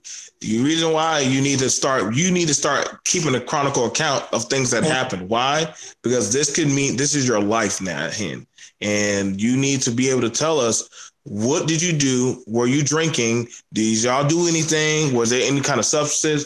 Then after that, when it comes to the court thing, a lot of Black people, a lot of Black men, let me just say right there, Black men, they willingly let the court decide things for them rather than put up a fight. I'm sorry. We got this mindset that the court is the big boogeyman. But if you don't properly know how to actually utilize the law in your favor, hell, sometimes I remember one brother, he was like, man, like she's going to fuck me up. She's going to do X, Y, Z. And I would say, well, where does she stay? Oh, she stays in a hotel. I said, brother, you have a 2-bedroom apartment. Why the fuck are you scared? You literally can go get your child. Like, why? I said, well, what else does she do? Well, you know what I'm saying? Like, where does she work? Well, she don't got a job. How does she get money? I said, if you afraid, he said, well, if I go to court, they're gonna lock me up. Nigga, you got a better I said, sometimes you gotta be willing to fight. I agree with Edward. Sometimes you gotta be Black men, we gotta be willing to start fighting back. You can't just be the punching bag for the system. If you choose to be the punching bag to the system, you can't get mad when they make their verdict about you, because the judge literally asks before everything's said and done, do you have anything to say? If you like, man, whatever, if you get an attitude or you lose your cool, and some brothers who ever been in the courthouse, we can tell you, they look to see how you react. You lose face, you lose cool, you don't have a support system, you're fucked. So you gotta start playing defense and understand this. There's no rules in war. There is no rules in war. You document everything you do, and don't just say, "Well, I gave her some money." Well, don't never give a woman that you don't fuck with cash. Yes, I hear you, dear. I hear you. Always have a paper trail. This is what I'm saying for us sensible brothers. If she says, "Just give me $10," nah, I'm putting that in the child's account that we both can monitor. Because the first thing that happens in court, they always ask you pull up the bank accounts, and that's what niggas like. Oh, fuck! Wait, Well, my bank account or her bank account? But Joe, my thing is, we got to keep this in the context. We're not talking about dudes that ain't about nothing. No. I'm not talking about. We're not talking about them. We're talking about this. Is what I see common brothers who have generic blue collar jobs they get hit with. No. I understand what you're saying, but what I'm saying is, when it comes to brothers, when it comes to fighting the court system, number one, you already rigged to lose because you end up paying for your lawyer, you end up paying for the woman's lawyer, and all that type of stuff. The system is rigged to make sure you lose. Now, the only thing you can really do to even somewhat get a victory is like either fight for full custody if you can afford that fight, because everything's going to come down to can you afford the fight?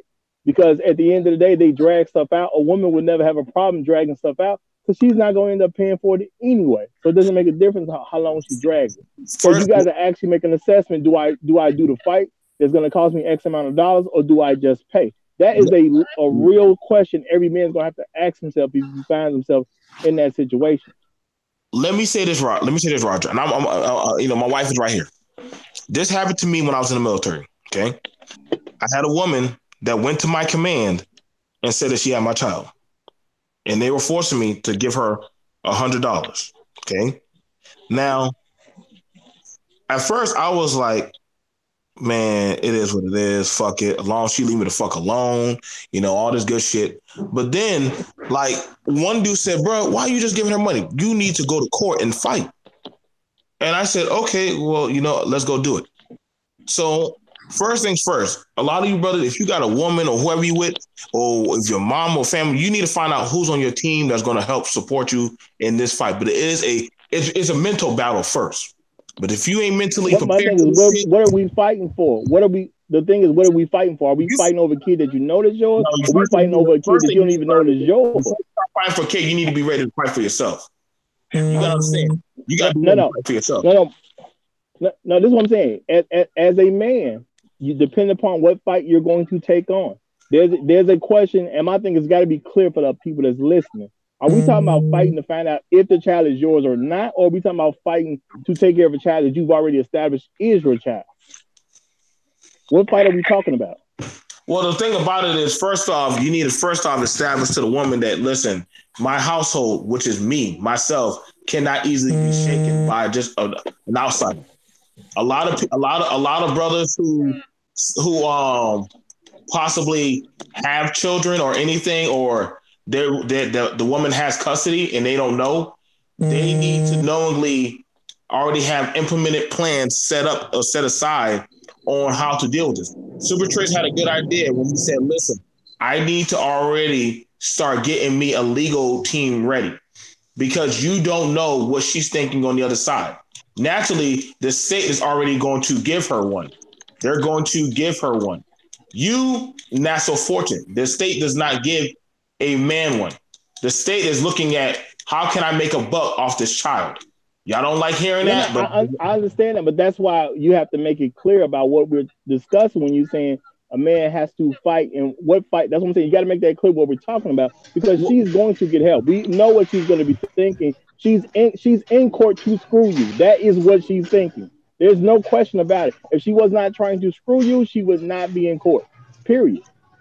But see, you also want to mitigate certain factors. This is the reason why you're seeking legal counsel prior to the fact, because there's certain things you want to mitigate. Now, when I went through my actual criminal, I know criminal is a little bit different, but I had legal counsel, and there was things he advised me not to do. You understand what I'm saying? So there's things that, if you're going to go through that situation and you foresee it being ugly, he's going to tell you, what not to say on social media, what not to say in a text message, what not to say on the cell phone, what not to say in the courtroom, because all of these things can be used against you, all of them. So that's the reason why it's so very important. You don't understand. A lot of us, we all are maybe intelligent in our own fields, but none of us here, I don't believe any of us are in particular, are actual lawyers. You see what I'm saying? And so there's certain things No, like no, I'm an expert in my field, but I'm not an expert in law, especially the law specific to each individual state. So this is the reason why. Now, yeah, you probably gonna still get screwed, but at least you can soften. Have a parachute for your landing at least, or at least have a mattress set no, down when you land. You know, that's all I'm saying. no. I'm not against getting. I'm not against getting legal counsel in any way. I'm just saying people always say a man should fight. You have to make a determination of what fight are you talking about, and what way does that man have to fight, and can that man even afford that fight? That is going to be different for every particular person. A person who makes 30,000 a year can't fight the same way a guy who makes 50,000 a year. A guy who makes If 50 can't fight the same way a man makes 100,000 a year.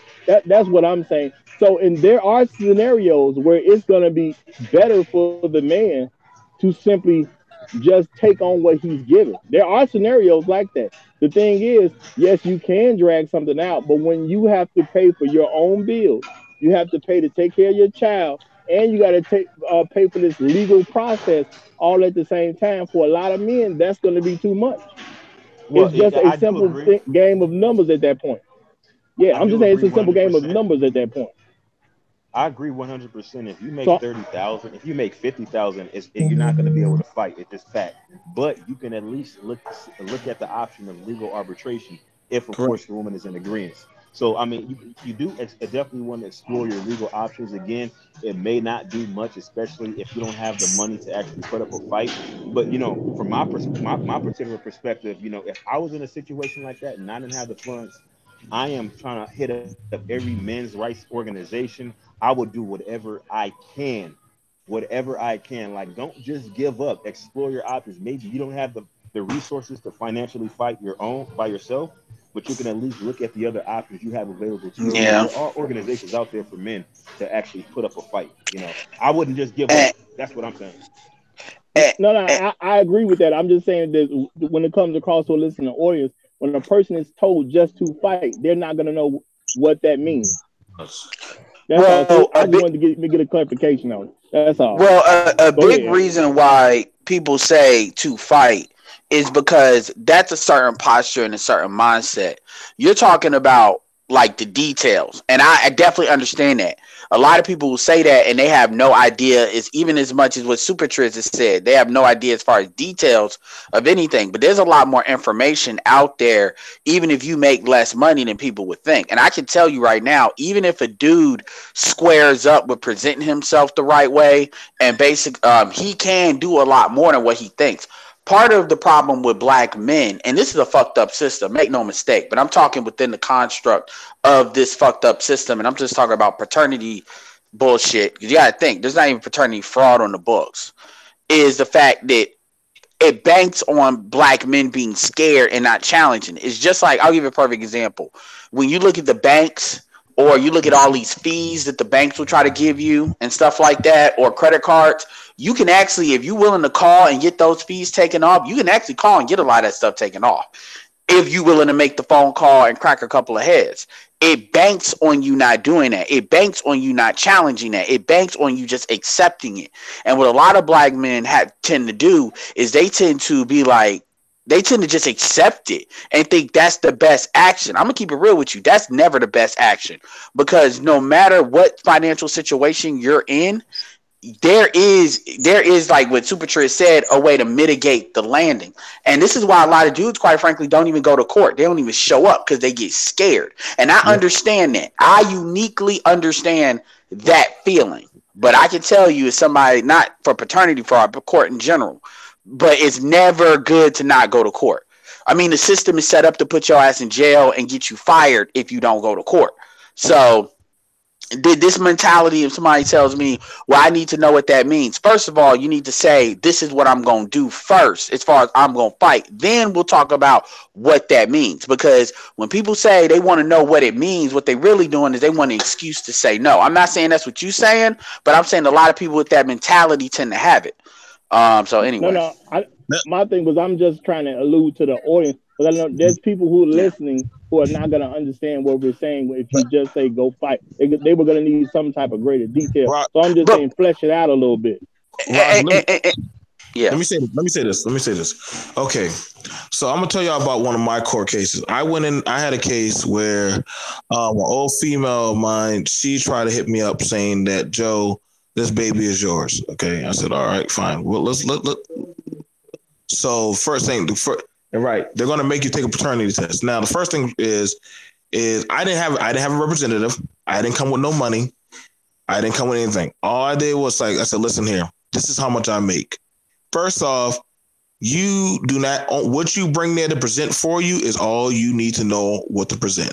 I said, this is how much I make a month. How much do you make? Well, I make such and such amount of money. Well, how much can you pay? Well, after you talk, first thing you're going to do, you go talk to the mediator. If she so chooses to go talk to the mediator, y'all can start cutting and dealing. But you need to start learning how to deal and let them know, yo, this is what it is, and this is what you can get. There's a reason why Ray Ray and Pookie sometimes outsmart even the educated brother, because they say, yo, you can't pull water from a fucking rock. So you got to let them know, listen, this is what you're going to get. This is why, Donnie said, stop posting y'all shit on social media. Stop posting y'all money. Stop posting, I got a raise. Stop posting all y'all shit. But when y'all do that shit, people are collecting that stuff to put it on you. They can't put on you what they don't know about you, brothers. But when you go there and say, listen, this is what I present before you, and the judge says, well, how much do you make? Well, Your Honor, I make $1,500. I pay at least about $900 in rent. I got at least about $200 I got to put down for groceries, another $100 for car insurance. That leaves me I can get this child $75 every 2 weeks. Maybe. The judge going to look at the shit like, damn, that's his shit. Well, he need to pay me more. Well, what do you do? But that's what actually it turns over to the judge. They're going to ask you, well, what do you do, ma'am? See, but brothers gotta be willing to fight and say, yo, you ain't getting shit from me, bitch. Excuse my language, but this is what it is. And definitely a lot of men, they think because they don't have the money that they chicken themselves out of going into the fight. And and just I agree with doggone what Edward said, yo, you still gotta have the mindset, yo, whether I don't know if I can beat this nigga, but I'm damn sure gonna try. So you got to at least try to swing. You might have that one lucky punch. But Joe, my thing was I'm not anti going to court. My thing is go deal with it head on. And what a lot of brothers don't know is you can actually set terms for what you do. One of the main reasons I said you pay a woman with check smart child support, because if you before the court even makes a ruling, if you mention this you pay, a lot of judges now, because of the way things are, they're going to go along with the payment that you've already decided for yourself. That's one of the main reasons men should start. If you find out that child is yours, you give her money through a bank account so you can establish your own child support. A lot of judges aren't going to just make you pay some way amount of money more than what you are already given. So if you get paid bi-weekly like most folks, and you say you drop her $200, judge will be fine with that. He's already giving you this. So now it's about the woman trying to present reasons for her feeling that she should get more from you. But because you've already established, I'm gonna give you $200 every paycheck, a lot of judges just gonna roll with that. He's already a man. He's already stepping up to the plate. He's sending you money already. You're obviously cashing the check. So it seems like y'all already have an agreement in place. You see what I'm saying? That doesn't mean you don't show up to court. I'm not against men showing up to court. My thing is just when people have conversations about this and all they say is fight, that's not really giving the audience what to do. That's all I'm saying. We got to flesh that out a little bit. That's all. Well, like I said, I would first legally advise them to find out if the child's theirs. When you start putting money or start setting up stuff for that child, but you don't already establish if the child's yours, you knowingly before the state and God said, I accept that child. That's the first thing I've seen, and I've seen that happen to one man. He literally found, hey, that baby's not mine. But they were like, well, you know what? You were paying for that child. You got to continue. That man broke down in tears, and you tend to see. I seen that more so than ever. So the first thing before y'all start putting money in your pocket and giving it to that woman, find out, yo. But the woman, if she know the child's yours, why would she be afraid to take a paternity test? You feel me? She would have no fear in her mind. If she hesitating, then listen, you ain't getting shit. Another thing I try to tell a lot of men, if she was like the situation where we say, hey, she said she's pregnant, what do? I say, oh, simple. Tell me, listen, let me know when's the due date. That's it. Let me know when's the due date. Oh, you ain't gonna help me out with listen. I am not legally obligated to you. I'm obligated to that child. Was that wrong for me to say that? Nope. Because I told the truth. All right, so let's do this. So that's where some attention will come from. What we got from this last little bit of a topic is, essentially you want to handle yourself on a legal basis. So off top, we got from Trez, you always want to have a lawyer on deck, period, point blank. And everything you do, you want to document, and you want to make sure that you take the necessary steps to make sure that all your bases are covered. We got that. So with all that said, with all that understood, we also have to take in the account of this particular question. So you got her pregnant and she ain't shit. And what I mean by she ain't shit is she's purposely being obstinate. She's purposely being a hassle. Now, I get the legal aspects of the conversation, but how do you just deal with this chick on a mental, physical, emotional level where, maybe you've got custody set up. You got 50-50. Your days are Tuesday, Wednesday, Thursday. She's got, the other days. But you show up on Tuesday and she's mad that, you may have a new girlfriend, or she's mad that you won't be in a relationship with her. And she's playing games. Maybe her car is outside. She don't want to answer the phone. Bullshit like that. She tries to sabotage you for work. She'll call you with a fake emergency and say, hey, the baby's sick, and you show up and the baby's just fine. Everything's good. She just wanted to fuck with you in work. How do you deal with a female like that, or a woman like that, or a chick like that? Well, if I was, I'm sorry. Go ahead. Are you talking? Whoa, listen back. Hey, what's going on, Black Woman Talk?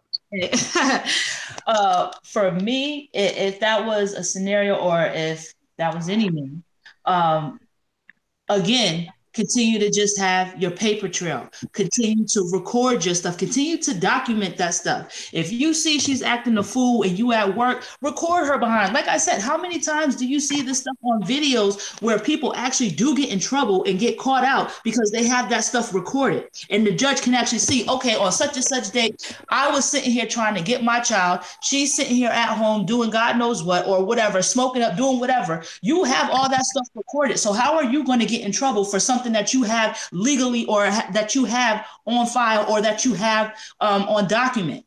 And like I said, if you have paperwork for that, you can also write that down. I was supposed to come at such and such date. I missed it, and I called her.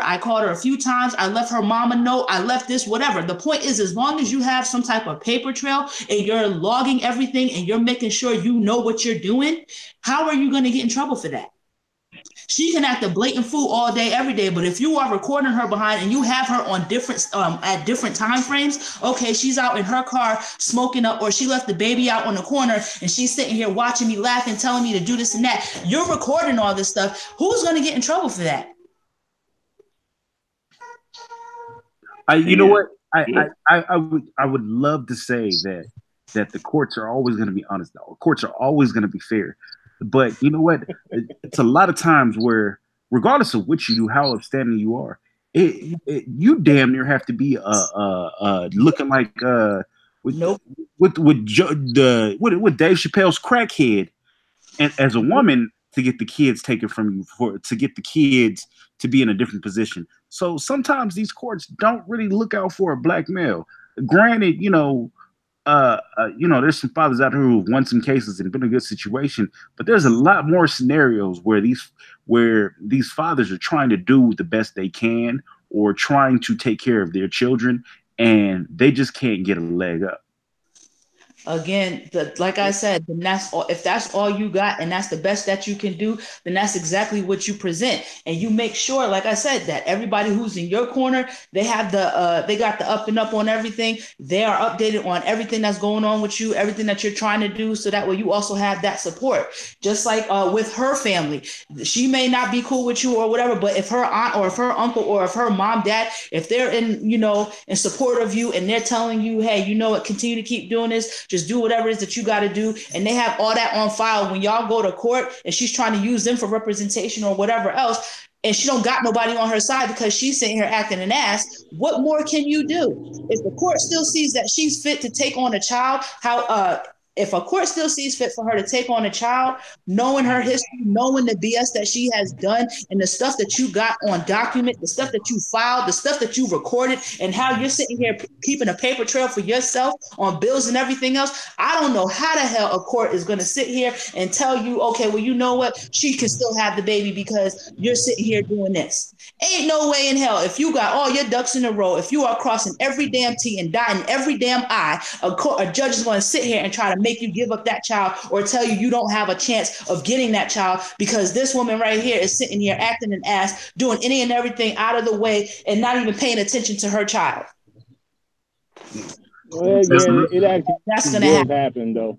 But my thing is, I agree with the fact that you should, have every documentation you make. Once it's established about what you're going to pay.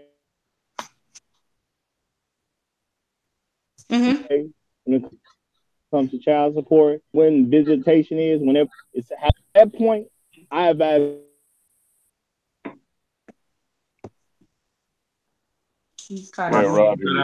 Roger signal's bad. To emergencies, to cut out with the woman. Anything about an emergency, I'll check on the emergency after I'm work because I don't know if it's true or not. This is a person who's already established she's not to be trusted because she drugged me through all this stuff.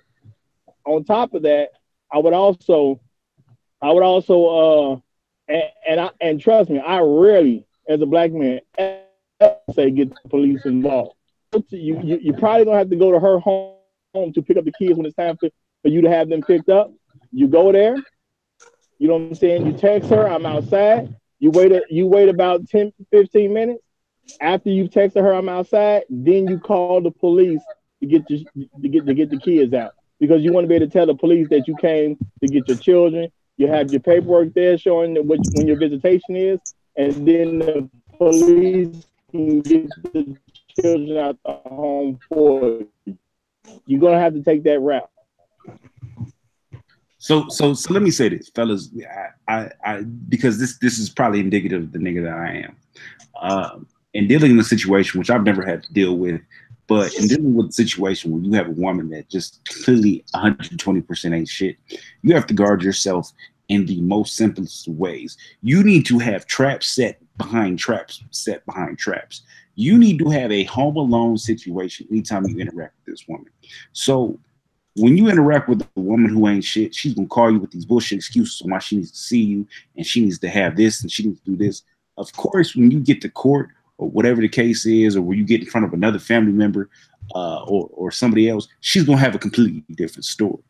So in the world that we live in today, we have a digital age. We have apps that will record every single one of your phone calls. So every time you answer that phone, period, blank, blank, the call will be recorded. You can put that into a database. You can save it. You can date it. You can file it. Every text message you get, those calls can be recorded. When you send a text message out, you need to figure out whether you can send the iMessage and it just be a audio communication, because if you don't know, those audio communications disappear. But you can't screenshot those and say, well, he said this. Unless she saves it, it's a whole nother conversation. But unless she saves it, it's gone. You need to protect yourself in every way, shape, and form. It's always about documentation. It's always about carrying what did Whitney Houston say? The receipts. It's always about making sure that you are backed up with facts and everything to support your case. This is everything that you need to do. These women will play games with you to fuck off your job, fuck off your health, fuck off your money, for the fact that simply she can just do it. And if you don't safeguard yourself, you are in a world of hurt. Does anybody disagree with me? I let me know if you feel like I'm wrong or anything I said was crazy. I think audio communication should be cut off because it leaves too much room for interpretation. You don't get that interpretation room with text messages. So you feel like text message is a better form of communication than audio communication? It's hard to get into an argument through text message if the other person's not trying to argue. I'll say this: I've had conversations with chicks, and I don't have a baby mama, but I've had conversations with chicks who you be like, "What's up?" and she'll say some shit like, "What you mean, what's up, nigga? Huh?" I don't like. You simply ignore that. You simply, hey, it's my turn to pick up the kids. I'll be at your home about 5 o'clock, and that's it. Doesn't make a difference how she responds. You just ignore anything that has nothing to do with what you actually text her about. You just simply ignore it.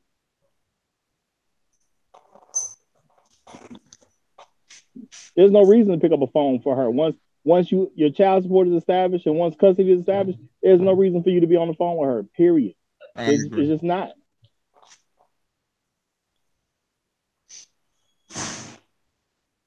I agree. Yeah, what is the point of y'all talking?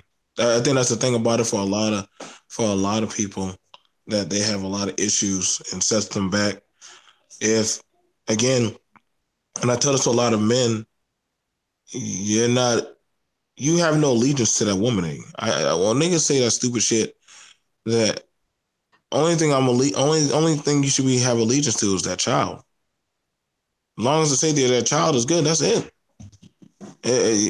Listen, if you hear she got her ass beat by her boyfriend, you smile in your face and you know what? Thank you, Jesus. I'm going to go pick up my son, and guess what? Until that boyfriend's gone, Betty, fuck that.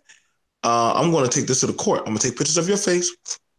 I'm going to get that report, and I'm going to let child services know my child is in a dangerous environment. Oh, I'm going to get my child, and now you got to come over to our house, and you got to be supervised in front of me and my child. See, the thing about it, a lot of men where they fuck up at is that they get into these Facebook. Y'all seen it? Facebook confrontations with the baby mama, Instagram. They be doing. It's like men believe, and it's not. I say niggas, but they're not thinking logically like men should, and they put themselves in compromising situations. And the thing about it is, if you feel like, whenever it's me and her, we get into a beef or argument, then y'all need to go have a neutral point of location. Let mama's house be Switzerland, but you also let your sister know, listen, when she come in the house, you shut your ass up, nigga. Don't say shit. The baby get dropped off, mama pick up the baby, she bring it over to us, bye. If she gonna say, well, I gotta walk around, see my, no, you don't. That's what that child services already do. That get your ass the fuck out. You don't gotta do shit. You ain't child services. You ain't CPS. You can let her in, but no, I did a video. No. You can let her in. That's fine. But I'm saying the extra stuff is not necessary. Just like I said, if you know there's going to be some type of confrontational drama, you need to de-escalate it. If it means you get your child. In other words, I get what you're saying, but that's my whole point of not letting her in. I'm not going to even give you a chance to cause drama. You bring the kids to the door, we get them at the door, it's over with. Right. That's what I'm saying. I agree with that. Now, if they're like, well, if I can't come in, then listen, I want you to know I'm going to go to the court, and your ass is in trouble for the shit. Plain stupid. If she does one of those moves where I can't come in, that's what I'm saying. Those are one of the rare times you actually call the police. You already got your documentation. There's nothing you don't have to argue about anything at that point. You got your documentation. You call the police, let them come, show the police your documentation. They'll get the kids, give them to you. Just that simple. No, I get what you're saying. Okay, fellas. How about this? How do you deal with a overbearing baby mama? The reason I ask this question is because I have a certain relative. His baby mama is a little bit over the top. She really is an ain't shit baby mama, but she's more over the top than anything. She's the type that if he has the baby, she might send him a text message at 6 in the morning. Uh, of course, most people are asleep at 6 in the morning. 6 in the morning on a Saturday, ain't got to work. She'll send a text message at 6 in the morning uh, for him to respond. He don't respond, so she's knocking at his door at 6:30. Or she'll send a text message. He may didn't answer the phone because he don't want to talk to her, and because he didn't answer the phone, he went to the store, came back. She's outside of his house with the police there. How do you deal with this woman on a civil level? Let's stray away from the courtroom aspect, but how do you just deal with this woman on a civil level of communication and trying to get across to her, hey, listen, I'm not for these games, the bullshit. Like we need to hash this out in some way, shape, or form.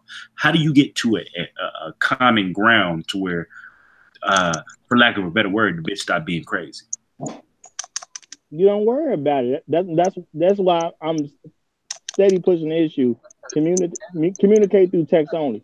Even with a scenario like that, if you call me, if it's not my time to pick up the children, there's no reason you call me. So yes, I'm going to ignore it.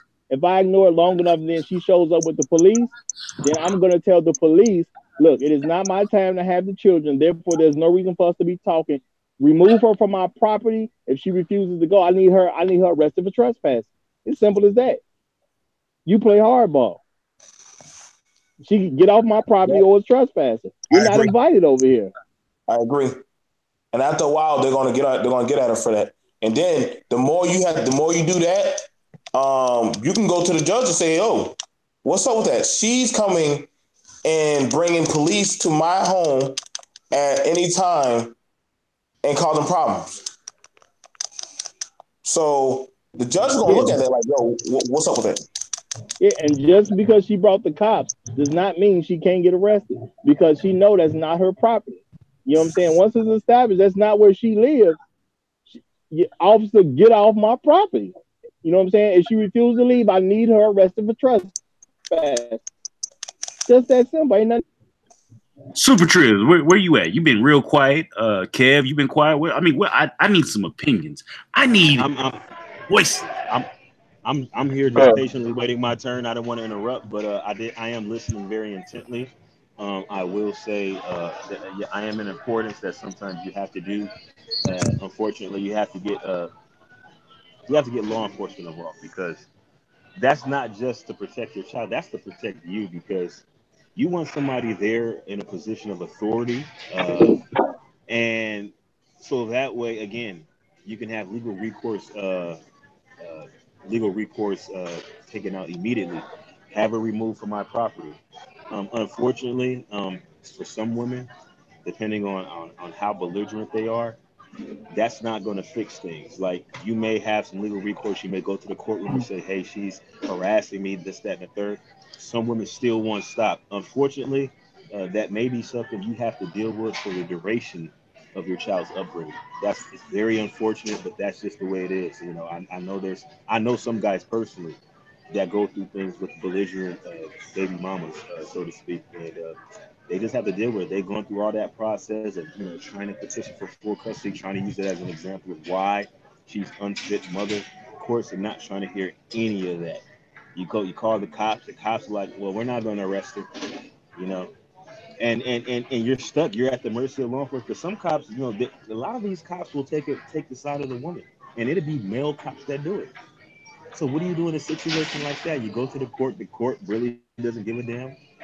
So sometimes you just have. It's unfortunate, but the reality is sometimes you got to find creative ways to deal with it.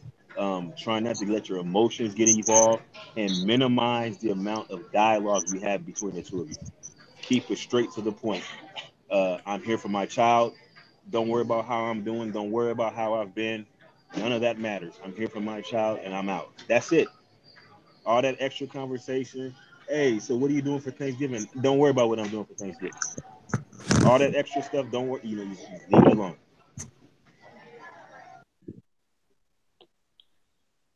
I'm gonna speak as somebody who erred on the side of caution. This really goes back to what I was saying earlier. If you have unprotected sex, man or woman, you need to be prepared for everything that comes afterwards, especially if you get a crazy woman pregnant.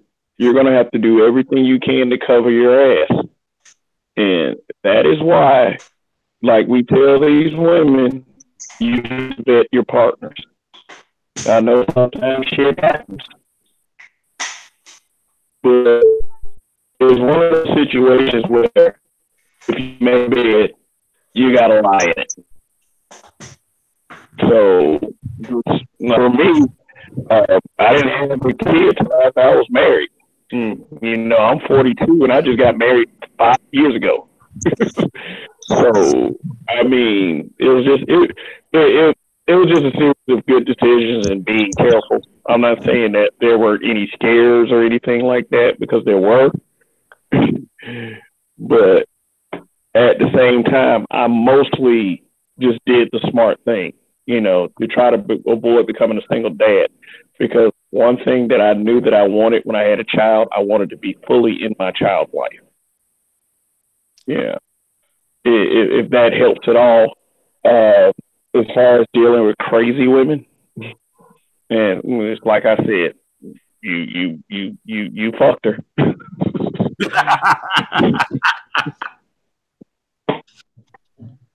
Well, I think men do have to remember that if a woman is going to have a child without you being her husband, without you being with her, even if you one of those people that say they don't believe in marriage, if you're not even living with that woman, she is in rebellion of you anyway. So therefore, it ain't finna be polite. It's not finna be nice.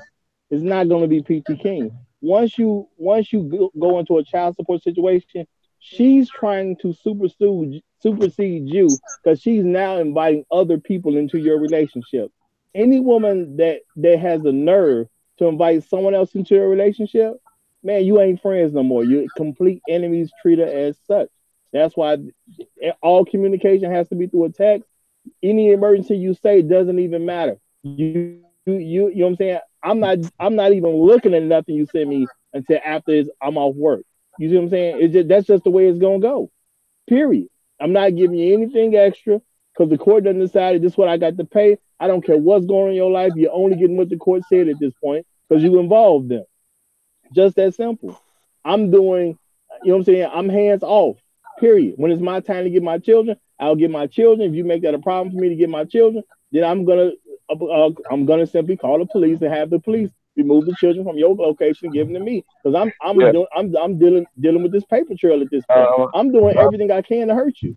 I definitely agree. You should use the law, because they're going to use the law against you. Period. Yeah. My thing is, I had a young lady one time, we got into it, and she called the police on me, and I really liked her. And even when the police got there, she told the truth. Was like, well, it wasn't no reason for me to call. I'm not trying to get him in trouble and all that type of stuff or whatever. But the fact that she had the notion to even call the police on me, I was like, we done forever. Period. I can't trust you no more. I mean, that's a valid response. It just is what it is. But in the same aspect, I mean, if the tables were reversed, I advocate for every black man to contact it. Well, if you have something worth losing, I advocate for you to contact the police, because you always want to cover your base first. CYA. Would you say? CYA. That's an acronym for cover your ass. I mean, it just is what it is. I've been in a situation where at the end of the day, it's a woman. So I always feel like her word is going to be taken over mine. So if I have to make that call, or if I have to do, something to cover my ass, that's what I'm going to do, because I have shit to lose. Yeah. No, I get what you're saying, but even in those scenarios, my thing is, if I got to call the police on you, we're done.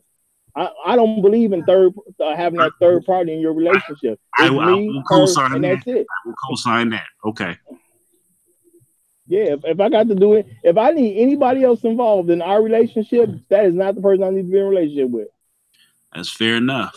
That's just how I see it. I don't care how long we was together. So let's do some specific questions. So you have the child is born, and she has a dude, and the dude is whooping the child. How do you feel about that as a black man?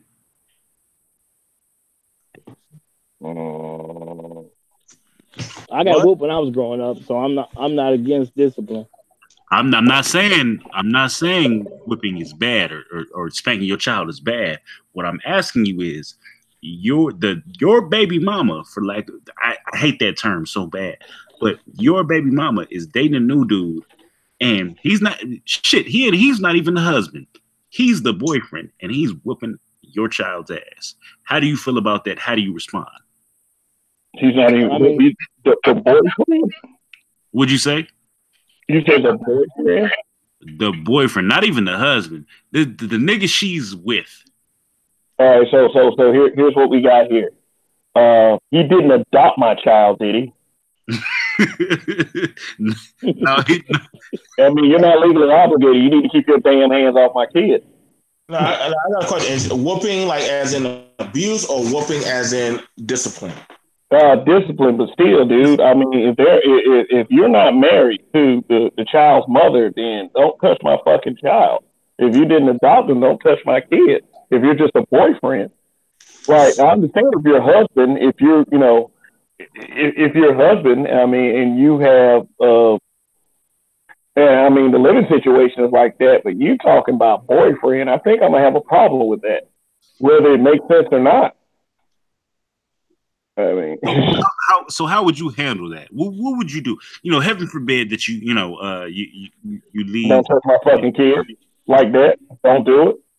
I mean, shit. Get married to a mother. Like, I don't know. Maybe I'm being biased. Maybe I should be thinking a different way. But I'm sorry. It's like if you just boyfriend, as far as I'm concerned, you just fucking. Anybody else? Super Triz.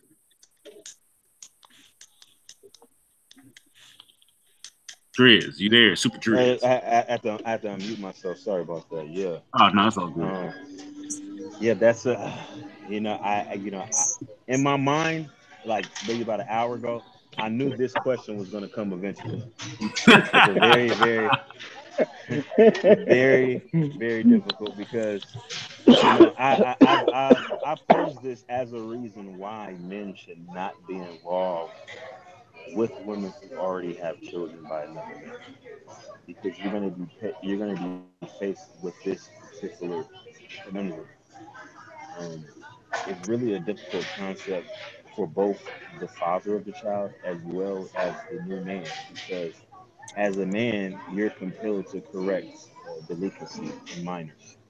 It's just a natural reflex, not necessarily to put your hands on a child, but hey, what the hell are you doing? You're a man. This is not how men act. You're a lady. This is not how ladies act. That's something that we as men do almost subconsciously. And so when you're in a situation where you have a child, and oftentimes when you have a child in a single parent household, the mother has probably coddled that child.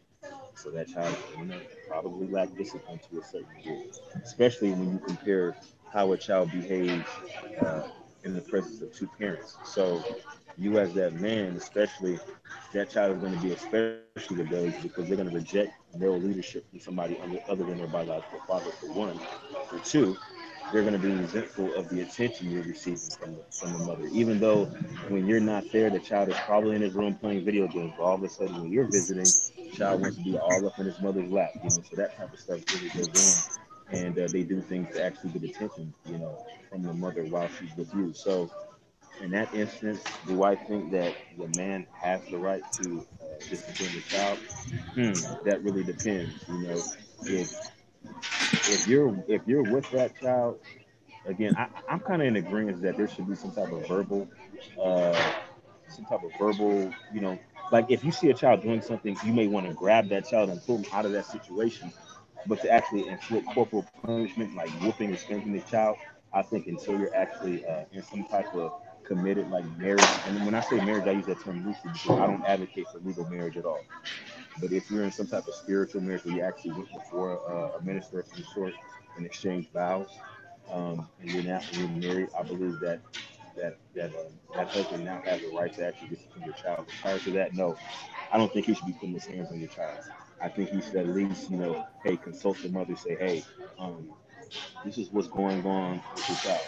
Or if she say she's been dating him for a while and they're established, maybe he has a rapport with you and calls you and say, hey, this is what your son has been doing, this is what your daughter's been doing. I just want to make you aware of it. Maybe you want to intervene, something like that. But as far as So them so actually so doing so it, you're telling me if he calls you and he says, "Hey, your son is fucking up. I want him his ass." That's cool with you? no, if he's, it depends on our level of rapport. If it's somebody that I'm actually like really, really close to because like maybe he's been dating women that I'm with for a while, and I don't have any issues with him. He's like a relatively decent guy, whatever. And that's a case by case basis. It's hard for me to say because I don't have any kids, but I would err on the side of caution and say that, hey, let me handle it. Where is he at right now? I'm on my way over, and I'll take care of it. I'd rather do it like that. And that's something that's a sacrifice you got to make as a father, even if you're not with the mother.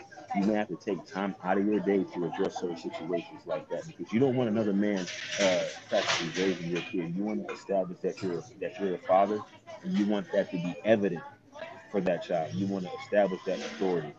And it's hard because sometimes, especially when you're co-parenting, you tend to try to be that child's friend because you don't see that child as frequently, and you feel kind of guilty because you're not providing that two-parent household like you think that child deserves. But sometimes you have to have a firm hand, and take time out of your day to address certain situations. Okay. I think everybody on that panel. Joe, does your wife want to contribute to that conversation by chance? Sure. Let me think. What was it that you were saying? Because I was kind of off doing something else. So let's say heaven forbid you decide to leave Joe and Uh, get with another dude, and you're not in a marriage. You're dating a dude. mhm.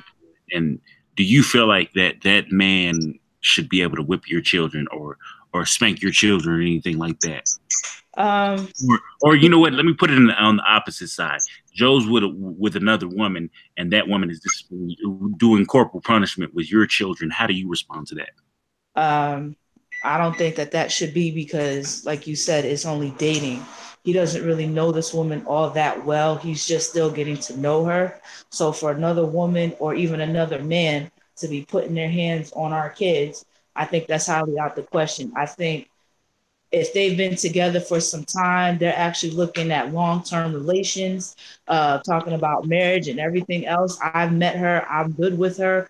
Then maybe, okay, I can honestly go ahead and say because she's going to be in my child's life, I really can't stop that because now she's stepping up to be, another mother figure to my child, and I'm gonna have to get along with her. I'm gonna have to respect their marriage. I'm gonna have to do all that. Granted, it is still my child, but at the same time, like I said, it's just when I think it gets to that level, that's when I believe they would have the right to go ahead and say so. Because now all of a sudden, I'm not married, but they are. And so I still have to respect their household. She's gonna be the woman of that house. And if she has something to say, it obviously has to abide. Yes, I am still, like I said, the mother of the child, but at the same time, I still gotta try to abide by their rules because they are together now. Now, if it's just dating, no, I don't think that, like I said, I don't think that would be right because you're still trying to get to know someone. Okay. I'm just I just like the answers of the panel. I like the dynamic, and I feel like this is like I feel like this show is helping somebody who is lost with no direction. You know, maybe they didn't grow up with a father. Maybe they didn't grow up with a father or a mother. You know, but they're trying to find some kind of outcome. I feel like this show is a help. Everybody's had a different direction, but it's all been aimed towards the same goal of empowering the Black community. I don't think anybody in here has said, "No, I'm I fuck that kid. I'm out of here. I'm not dealing with that." Everybody has pretty much fought for the kid or laid out some plan to fight for the kid. I think it's beautiful. This shit is awesome. You Yeah, know, but don't get me wrong now. Like I said, it's all fine and dandy, yes, for you to fight for what it is, for what is yours. But if the baby don't belong to you, I wouldn't even be bothered in that situation. There's no need for you to be even putting yourself in any type of circumstances with that woman. let me say this. What advice would you give to a person that and this is for everybody on the panel, but what advice would you give to a person that maybe thinks that this child is theirs and has never questioned it, and you know, 3 years in, you know, at that point you've already kind of developed a bond with this child. They find out this child is not theirs. How would you move? What would you do in this situation? And just your general thoughts. Well, let me say real quick, because I didn't really answer the last question. Okay, I go think ahead. you got to kind of establish, when it comes to disciplining a child, it depends on who roof they live under. You know what I'm saying? If you're with a man to the point, because some people believe in a legal marriage, some people have a marriage, there's no legal marriage, some people just moving together, there's no marriage at all. Once you live under a man's roof, even if he's not the biological father, he can discipline that child. If the biological father has an issue with the man disciplining the child, then he got to come get his child. Just that simple. An outside man can't tell a man how to run his house. Period. You know what I'm saying? Every man has to respect another man's house. So if he has that big of an issue, come get your kid. Simple as that. That puts the mother in a trick bag of a situation, but you know what? That's life. Life ain't fair all the time. Just that simple. Now, what? All right, you go. Ask. Say, could you please say that last question again for me, sir? so so basically, how do I phrase? Maybe I'll phrase it a different way. What do you've been with this woman? You didn't question. Maybe you didn't question, or maybe you weren't capable of questioning. Oh, right. Yeah. The paternity of the child. So you just believed it was you. You just thought it was you. Period. Point blank. And then at some point, it dawns on you. You know what? This isn't my child.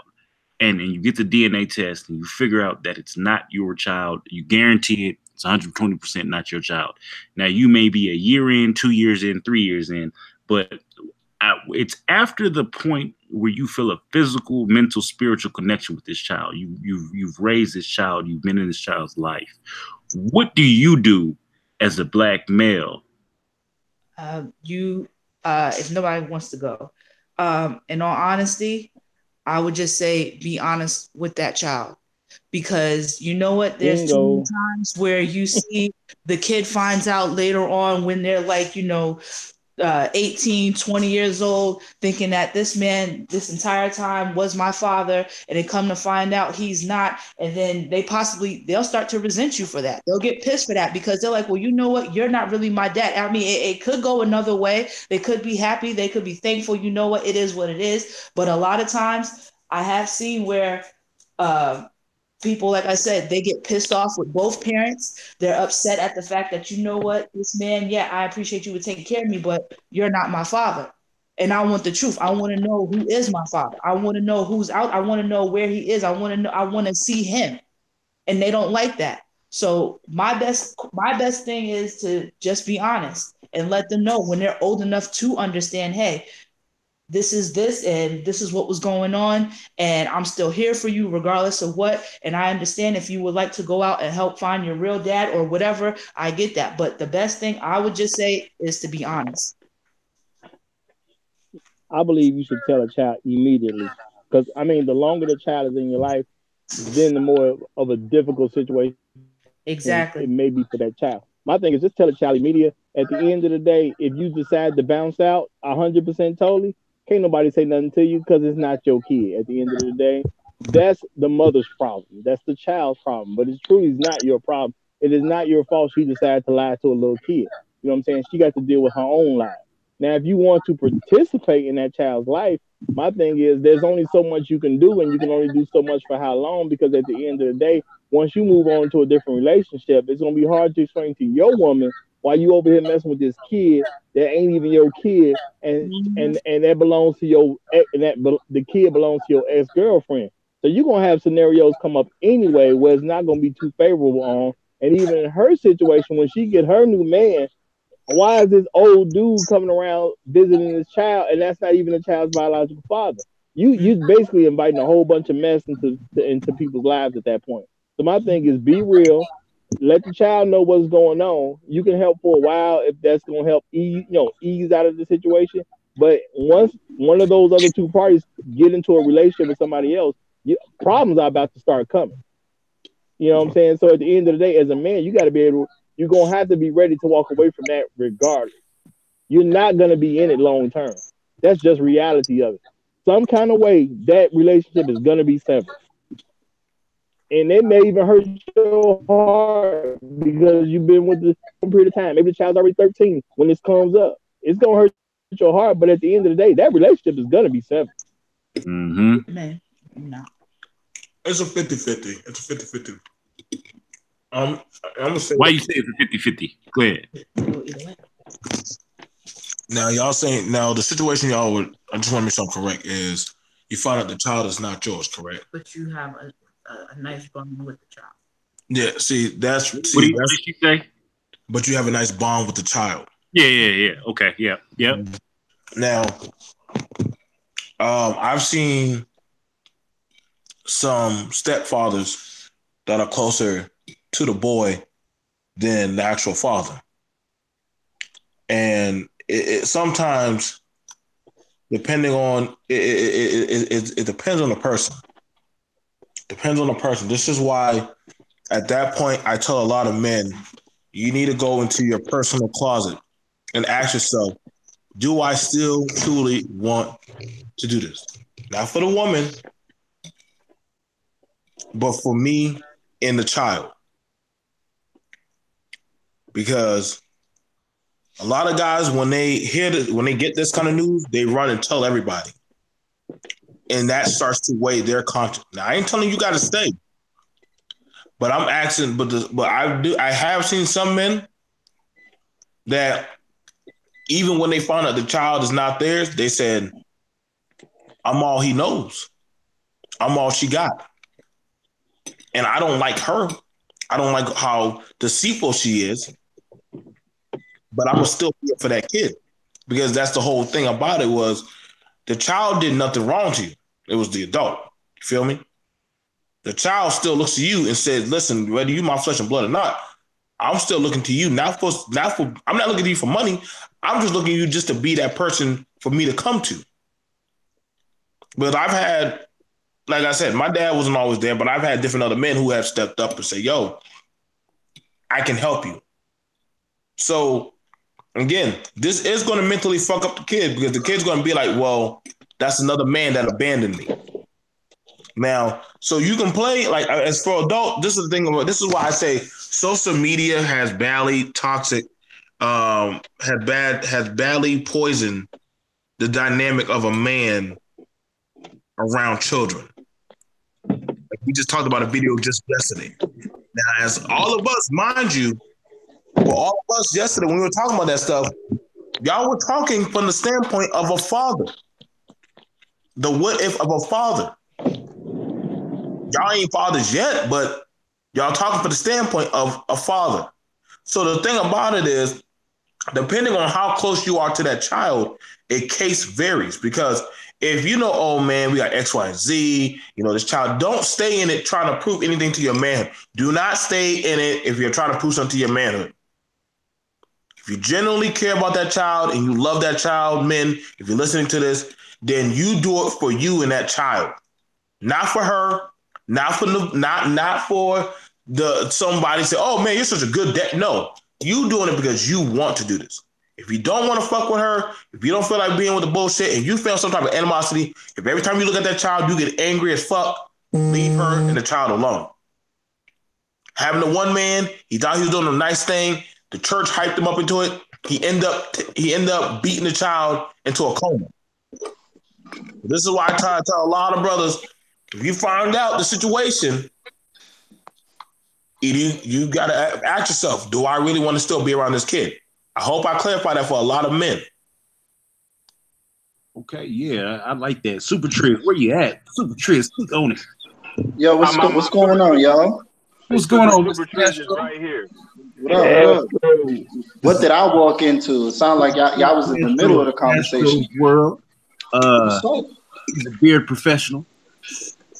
I try to be. But we're going to get you in a minute. I'm going to fill you in. Oh, yeah, no. Go ahead. I'm just listening right now. Go ahead, y'all. Super Triz, run that. Okay. Yeah, this is a very interesting concept once again. You're in a situation where you've been involved in that child's life, and you then later find out, look at this motherfucker. I'm sorry, my bad. I'm driving right now. I'm driving right now. I'm sorry, my bad. I forgot where I was at. Now, if you're in a situation where you eventually find out that the child is not yours, this is why it's so important to get that paternity test early on so you don't run into those situations. But now, say for instance, you didn't do it. You swore that child was yours. It came out looking like you, and you thought you was the one. And now you find out that you're not the father. So in that particular situation, depending on how old that child is, I don't know. It's kind of awkward trying to convey certain things to a child because you're not that biological father anymore. That child is at some point in his or her life is going to seek out their biological father, and they're going to cast you aside. We've seen this time and time again. This actually does happen despite how good and how involved you've been as a father figure. That child is going to want to seek out their biological father. Then there's going to come a point in time where that child is mad at you. You're not my daddy. And when they say that, then what? So in that situation, honestly, I would say in my particular instance, I know this sounds cold, but I'm out of there. Like, that's not my child. Now, here's the difference. If I'm in a relationship with the woman, if I'm still involved with the woman, and then I find out the child is not mine, then I have to ask what were the circumstances surrounding the conception of that child. Were we separated at that point when that child was conceived, or were we together? If it was an instance of deceit, if I find out it was actually deceit that kept me from knowing the true paternity of that child, then I'm holding that woman accountable and I'm done.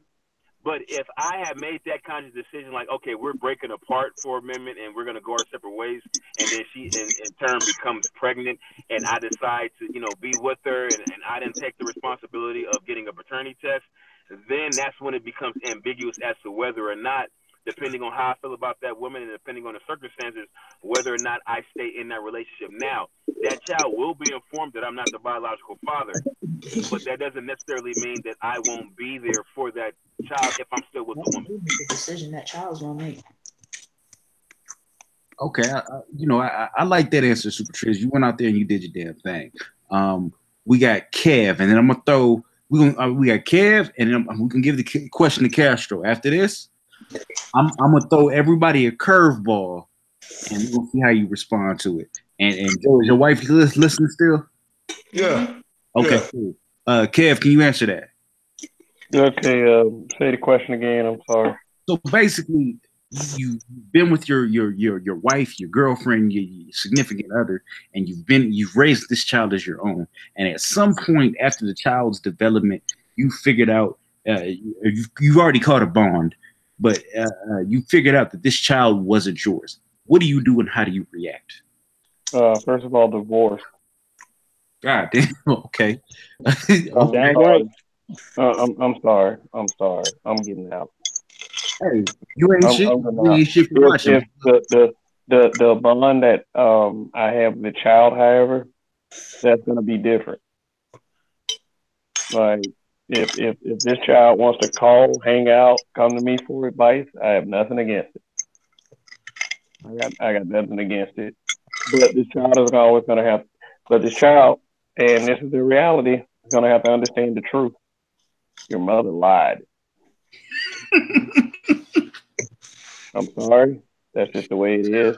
Some people are gonna fuck you over in your life, and I hate that it had to start with this. I mean, but I'm sorry. If that were the case, I wouldn't be able to trust her ever again. I mean, can you imagine the years of deceit? What would be going through your head? It's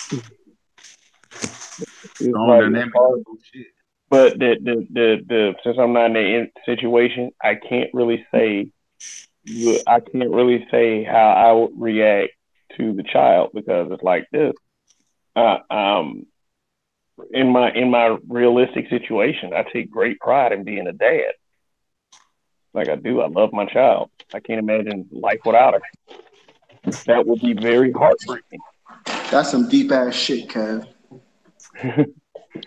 but like I said, if I have that bond with that child, if she still wanted to come to me for advice, hang out, take her places, stuff like that, I think I would still do it. I think I would. Like based on like God forbid this would ever happen, but my current child, she's the best little person in the world. I cannot imagine not having a bond with her. So that's pretty much my answer. But as far as the woman, fuck that bitch. I think that was a great answer. Makes you sound like a great dad, in my opinion. Yeah, dude. Castro, now you out here, you a degenerate pup gang general. You what is you doing if you messing with a chick and you come to find out you don't had a bond with the baby and the baby's name is Anthony Jr. Oh damn. Well, technically it'd be a fourth, technically. Anthony the fourth. That'll be even worse. Quattro. Baby Quattro's around. And you find out baby Quattro ain't yours. Well, for one, I mean, I'm with Kev. Definitely, like, I wouldn't be able to be with her. But here's the thing that I don't necessarily like about this topic. I don't like the fact that when you think about it, the only ones that are really suffering the most is the children. Yeah. The child didn't decide. The child didn't help the mother cheat and fuck with somebody else, and et cetera, et cetera. So I personally wouldn't feel right having to punish that child for a mistake that their mother had made. So as far as the actual child is concerned, if it's old enough to the point where it understands or he or she understands what's going on, that's definitely a conversation that I'd want to sit down and have with them. And then I feel like the whole dynamic as far as our relationship, I won't necessarily say it'll change, but it'll definitely take a shift. Because at this point, just like y'all said, one of the worst things you can ever tell, and this is coming from someone with a stepfather. Like I still have my stepfather in my life till this day. So this is coming from someone with one. And I'm sure that has to be some of the most hardest things to be told, especially when you're out here breaking your neck, taking care of a child that's not yours. So I feel like one of the ways to combat that is the approach. When you are approaching these children and you're speaking to them, understand that, yeah, you were there too. Even if it wasn't the same circumstance or situation, you was there too. And I also would feel like at that point, I'm just a strong male figure for him. I'm not trying to be his father. I'm not trying to boss him around and tell him what to do and how to do things. I'm here for guidance. I'm here to uplift. And I'm here to be a strong masculine figure for him. I just don't believe in punishing a child because of some bullshit that his mother did. And I feel like as a young man, wanting to make sure that because at the end of the day, whether these children are ours or not, they're our future. That's bottom line. When we are dead and gone, they are the ones that are carrying the torch, whether they're ours or not. So I don't feel right leaving these children out to stray because of some dickhead decision the mom made, and she made it with a nigga that clearly don't want to be around. So if he's willing to accept me as a strong male figure in his life, for sure, I would never shut that down. I'd never deny that because of some shit that his mom did. But as far as the mother's concerned, I'm done with her. There ain't much that she could possibly tell me at that point. Okay, well, damn. Personally, if this was to happen to me, now I would never be in a position where I didn't know that this child was mine. But let's just say, and maybe I was sick in a coma or went off to war. I don't know what the fuck the scenario is, but I came back and I saw pictures and everything else. The dynamic I would have, and this might make me a terrible fucking person, But the moment I find out that child is not mine, I'm cutting the mother off. I'm cutting the child off. If the child is old enough to have a conversation, I'm gonna sit down and have a conversation and say, hey, listen, son or daughter, your mother's full of shit. Your mother lied. This is what you need to deal with. So you need to prepare yourself for this. I'm sorry you had to hear it from me first. Daddy is not daddy, but daddy loved you. You take care of yourself. Mwah. And if you ever need something, you can holler at me later on. But I'm finna go out here and hoe his life it up. I mean, that don't make you a terrible person though, because at the end of the day, it's still not your responsibility, and that's on the mother, and that's a situation she created. That's a situation she got to get past. That's a situation she may need to get her kid counseling because it might be rough on her kid. But at the end of the day, it all comes down to that's her mother. That's the mother's problem at that point. So it don't make you a terrible person because you refuse to do something you're not even supposed to be doing. And it for don't sure, make you a terrible person. And I definitely don't want it to come off in the sense of like, if this situation happens, you're a shitty person if you don't do it. Of course, this is just for me personally. Like, when my stepfather came in the picture, it wasn't like my mom cheated on my dad with him or nothing like that. You know, my dad just wasn't around anymore. He ended up getting deported, and my stepdad came around. And for me personally, like, just the example that my stepdad gave for me, and just me seeing the dynamic of my generation and the generations to come, like I said, I just don't feel as if it's right, even though, yes, you are 100% right. It is totally the mother's responsibility at that point. And it is zero responsibility of mine or any male that the situation would happen to.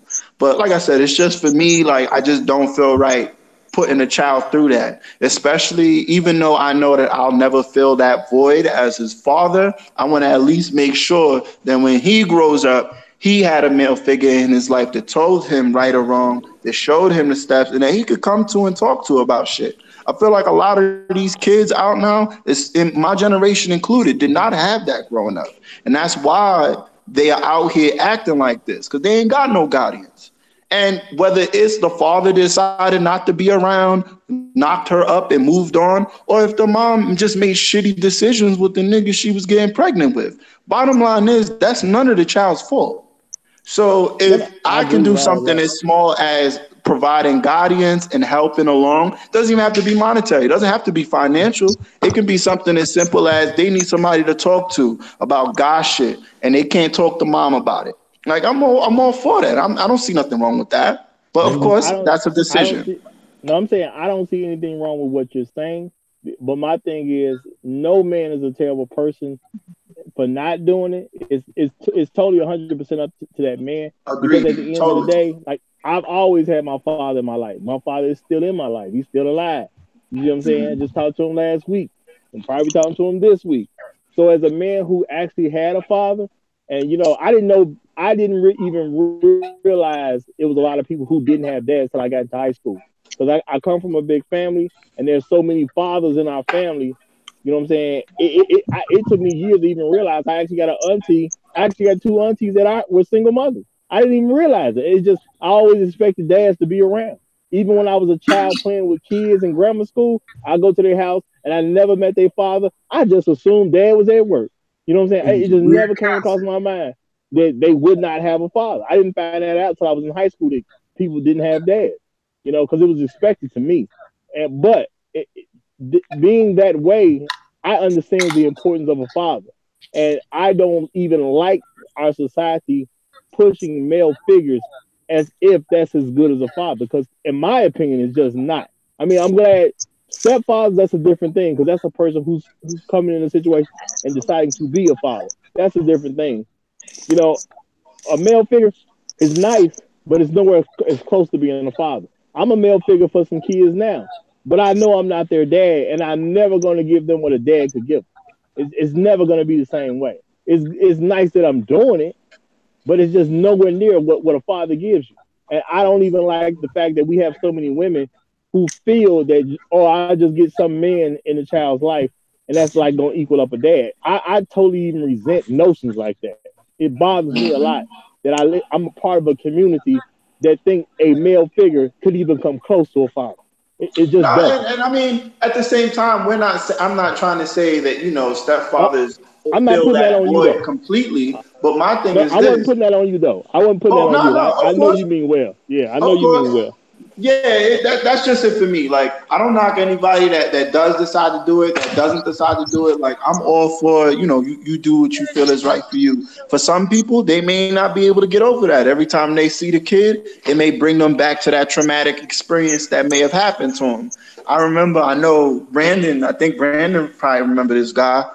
Matter of fact, no, I think this may have been before you, Brandon. But I could have sworn I mentioned this story on one of the shows that I was on. But there was this guy that I know. He was on Facebook, heavy troll, and one day I asked him, like, "Yo, bro, like, why do you feel this way about women? Why do you feel this way about black women?" And his main thing was, I was with a black woman. I got her pregnant. I was with her and she left me. I got sent to jail for child support. And years later, he found out this kid wasn't his. God damn. So could I really expect him to want to remain in the mom and the kid's life after some shit like that? Hell no. Bitch, you sent me to jail. I could have lost my job, my livelihood for some damn child that ain't mine. You feel what I'm saying? So, like, I don't knock anyone that makes the decision to not do it. I just get both sides. I get both sides. It's more so it's a personal thing. If you feel you can do it, then kudos. Let me say, I'll tell you like this. And ultimately, like I said, it comes down to the man and that child. What they're going to, like, once they find out, mind you, in my field, I met many wayward boys, and you know what?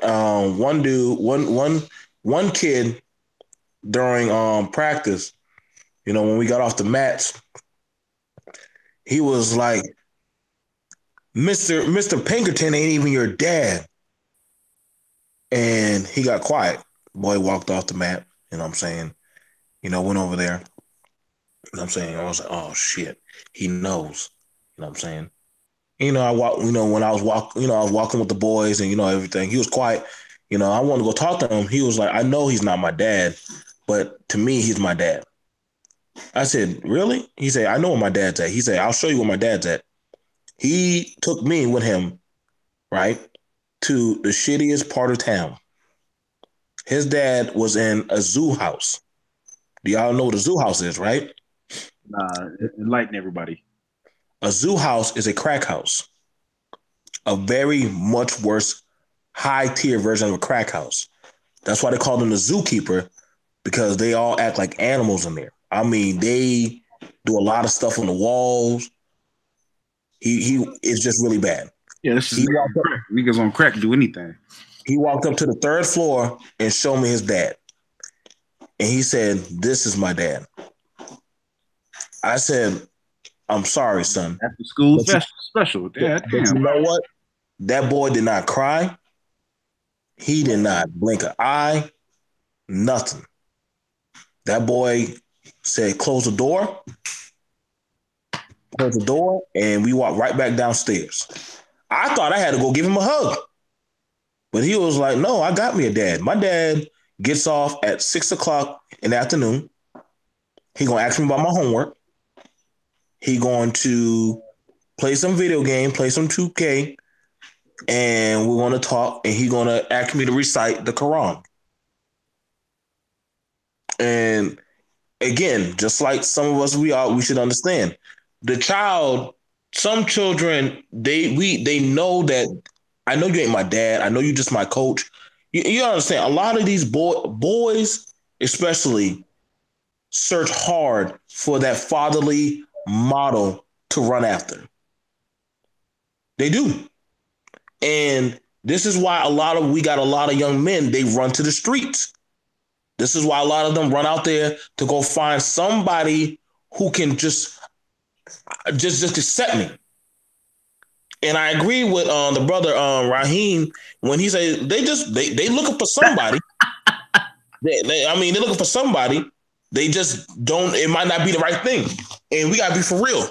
if us as the good men, the good fellas, we don't start accepting these boys, the world will. And we see already what the world is doing to a lot. We can't leave it up to the women anymore just to raise these boys. Because we seen what's going on with our boys now. Whether it's with a father or not, if you see a boy jacked up, stop him. Because now we seen them doing some pretty crazy things now where they dying before they even get to high school.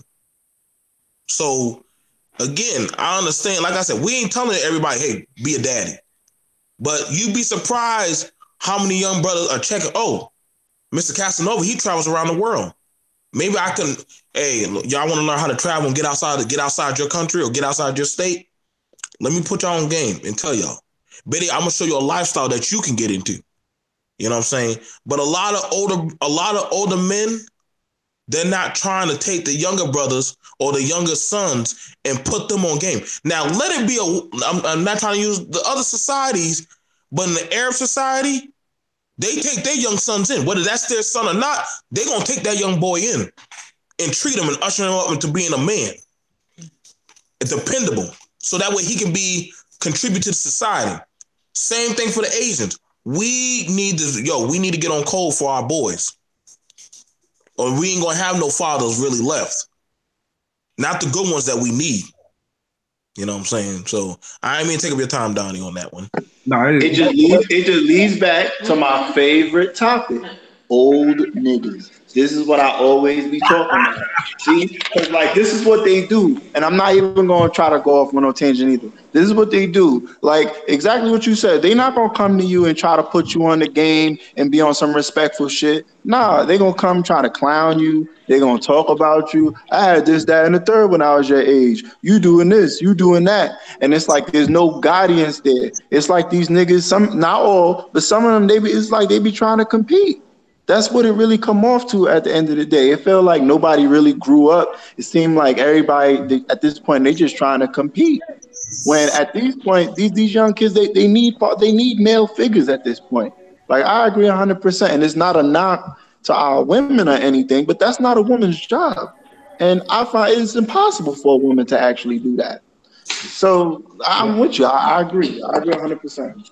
But that's why I say we got to be tough on women because we can't be okay with the fact that this is a problem that they continue to create. So we're gonna have to straighten up when it comes to our women. It's a man's job to raise sons. Period. You know what I'm saying? There's no way to get away from that particular thing. But we also cannot enable women to continue to go around making all these babies without no father. We can't, you know what I'm saying? That don't happen in other communities. It's only happening in ours. We gotta have to do a better job of holding them accountable too. Because you can't fix a problem that you're creating a reason for the problem to continue. You know, it's a certain balance we're gonna have to walk on that line. I mean, I feel like with that conversation, it's not as simple as black and white because at the end of the day, it takes two. You feel me? Like, yes, it takes the woman to have the child, carry it the 9 months, and birth it. That I agree. And at the end of the day, that's her decision. Can't nobody stop that. So yes, I get that 100%. But I mean, these women they ain't stealing sperm. You know, they ain't stealing it. It's niggas that don't want to take care of these kids. So it's on both ends. I agree. At the same time, we do have to hold women accountable as far as their pussy management. If you feel like you fucking with a nigga that is on some shit, clearly he's not ready to settle down, you have to be smart with how y'all handle things. I agree with that 100%. And I do feel like to an extent they do have to be held accountable. But I feel like at the same time, we gotta hold our own. We gotta hold our males accountable too. I feel like that's insane. Not wanting to be a part of something that you created. Whether you like the mom or not, I feel like that's crazy. And because it is crazy. It's totally crazy. But like I think we as black men, at some point in time, we're gonna have to create a whole movement that if a woman was not married or at least under the same roof as that man and had a baby, we're gonna have to just start cutting women off like that and just refuse to date them. Because if we don't start doing something to set some kind of standard, and I know that's rough. That's intense, bro. Yeah, but we got an intense problem though, don't we? Isn't the problem intense? That's intense, man. Yeah. Okay. No, I mean, I understand. I feel where you're coming from. I get it. I mean, I feel like it's not going to be taken serious until some serious shit, like until somebody's foot got to come down, like something got to give at some point. Well, because of government assistance, for us to even do something like that as a large group of responsible men, we're gonna have to get to the point where we just simply refuse to date any woman. Did he cut out? He went on mute. She's in rebellion to that man if she has a baby without being under his roof. Like I said, I understand everybody ain't gonna agree to marriage and all that. Some people don't want to get married just because of the state laws and things like that. But if you have a child by a man, you don't even live under his roof.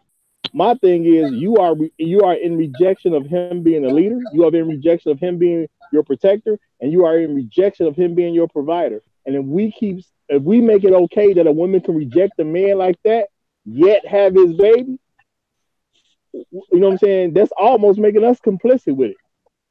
So we gonna have to do something. I know what I'm saying is rough, and it's gonna hurt some feelings if it ever were to actually get set in a real motion amongst responsible men. But my thing is like, yeah, if you do dirtbag stuff, we're gonna have to start letting you only be allowed to date dirtbags. I mean, But I mean, like it should be like that, and that's always like my main argument when I see dudes like complaining about, oh well, she fucks with thugs, she only fucks with these type of niggas. Like, let them bitches be, man. If that's what they like and that's who they want to be, if they are attracted and run towards low quality, they're clearly low quality. Let them be. I'll never understand why, like, you know, as us quote unquote good men are like chasing after these type of women either. Feel me? Like, why? How do you end up with that? How? Like, I feel like our worlds are so different. What compatibility do you have to really end up with that? No, I agree with you there. I've said multiple times, and I'm gonna say it again. Back in the day when I grew up, the way I used to could tell a hoe that she had a bunch of kids by a nigga she wasn't married to. That was a way for me to know what a hoe was. You know what I'm saying? I don't know. You know what I'm saying? A lot of people say that's different now, but is it really? So let me throw the curveball in here because we're gonna turn into a pumpkin. I don't want to just have the viewers on some shit. When this nigga's gonna get off, I got shit to do. Listen, this is a conversation that I really want to have everybody in on this. So it's all men at this point. So actually, Super Triz, did you get in on the last subject? Yeah, you did. Yeah, exactly. What do you want me to elaborate on? I think that what specifically do you want me to elaborate on? I don't want to rehash certain things. You asked some last one, so I would just make sure everybody on the panel got they word on that last little subject. I think that it's important that we as a collective operate as a collective, as a community, but at the same time, if you're devoting your time and energy to another man's child, what do you have left for your own family? You know, and I say that because there's so much to do. BMT can probably attest to the fact that if you're a man on this purpose, you don't have a lot of free time. Like right now, I'm multitasking. I was at the gym earlier. I don't know if you guys noticed that. I was working out. Now I'm at home. I'm preparing my meal while I'm talking to you guys. You know, if you're on your purpose, there's so much to be done in a 24-hour period. You know, honestly, in my opinion, there's not enough hours in a day for everything I want to accomplish. There's just not. I wish there were more hours in a day. I wish there were more days in a week, but there's not. We're dealing with a finite amount of time, and I just don't have the patience to devote a lot of my time to another man's child, especially if I'm trying to rear my own family. You know, it's enough attention just trying to keep your own family in order, let alone worrying about another man's kids. And I know sometimes you may feel entitled because you've already devoted a certain amount of time to that child, and he or she may be all you know.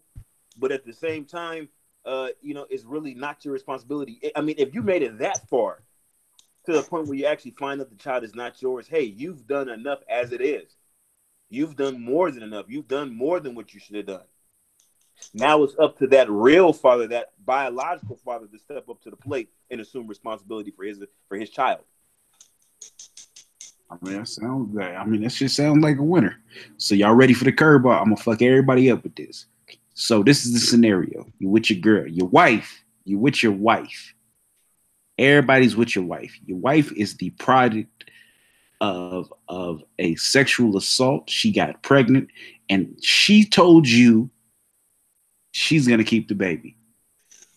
What are you doing? Don't answer it one time. Damn, I'm stuck.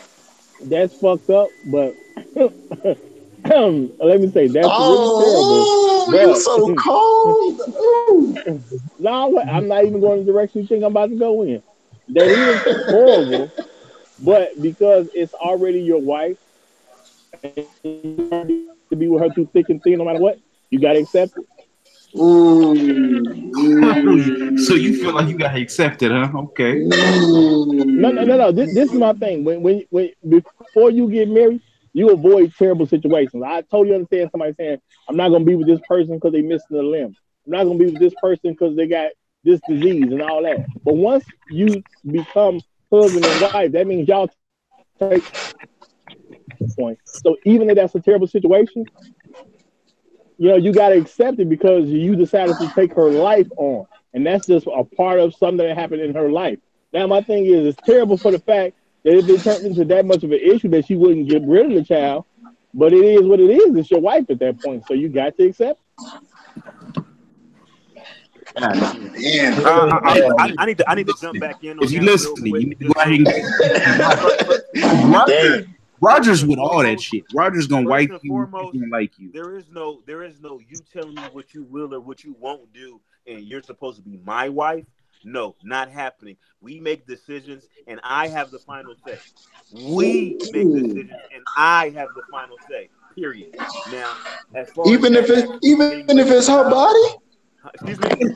No, I mean that's his wife. If that's his wife, so I can agree with that too. That's his wife. He's supposed to have final say.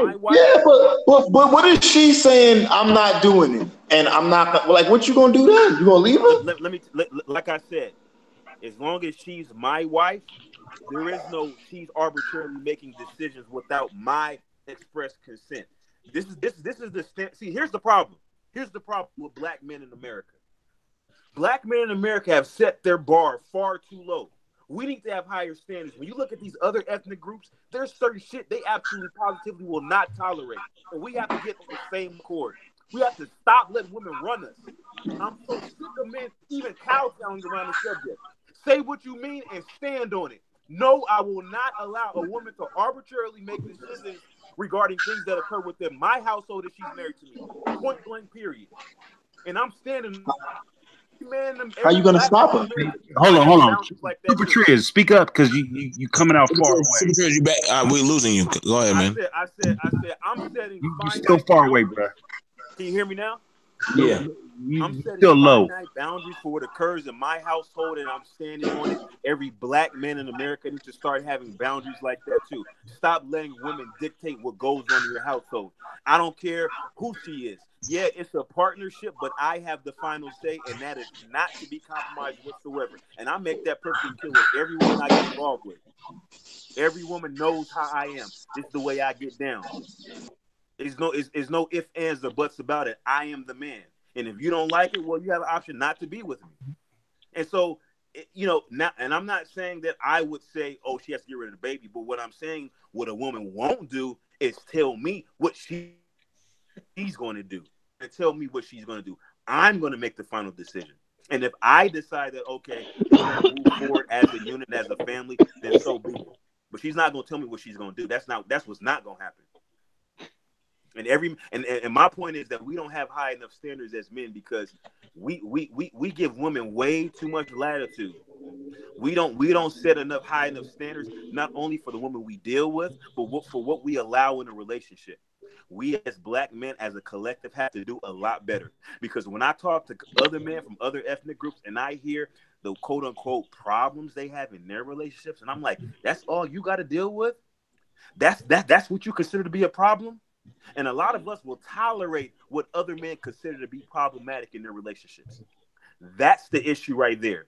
So if we set higher standards for ourselves, that automatically associates us with value, because people don't respect what they don't have to pay for. If something's for free, you don't respect it. And we as black men, we're the cleanup men. Not every man on this panel, but just generally speaking, we're considered to be the cleanup man. And we don't set our prices high enough, therefore we don't have any value. I'll pass the mic. Damn, he dropped the stage. You gotta drop a flex bomb on that. You gotta drop a flex bomb on that. All right, who? Nah, he was talking facts. I agree what he's saying. I agree what he's saying too. Shit. Well, I mean, let me hear some opinions on it. What's Castro got to say about it? What's Rico Suave got to say about it? What's and Black Women Talk got to say about it? About the original question about the getting raped part. Let me be brutally honest real quick.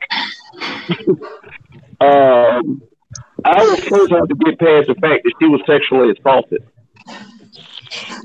You know. Oh, so you want proof that she was sexually assaulted? Oh, absolutely. No. That wasn't even what I was trying to say. Like,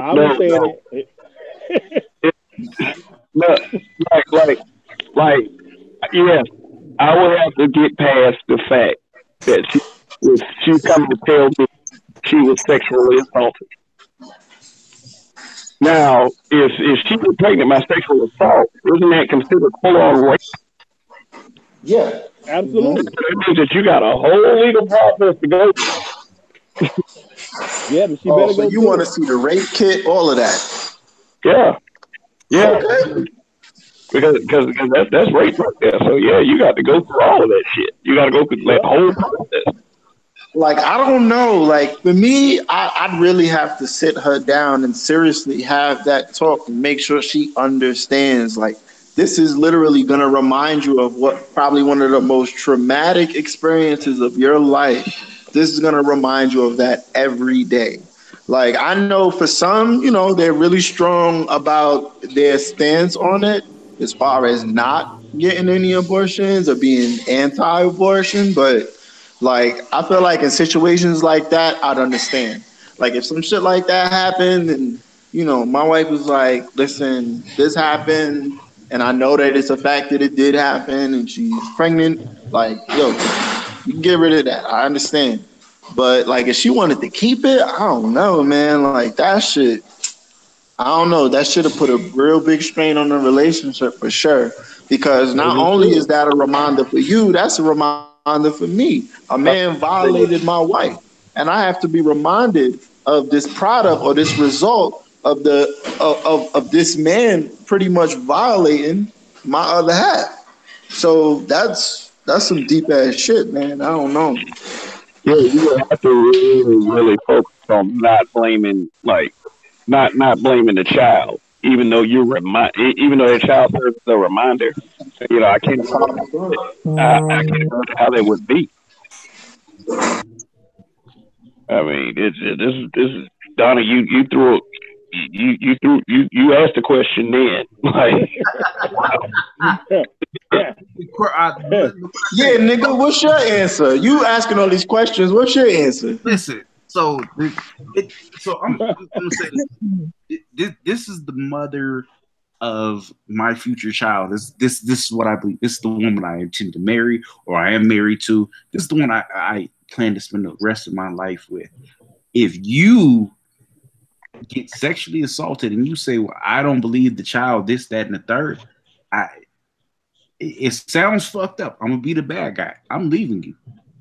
Period, point blank. Oh, okay. Well, you know what? It was a nice run. Because here's something that people don't know.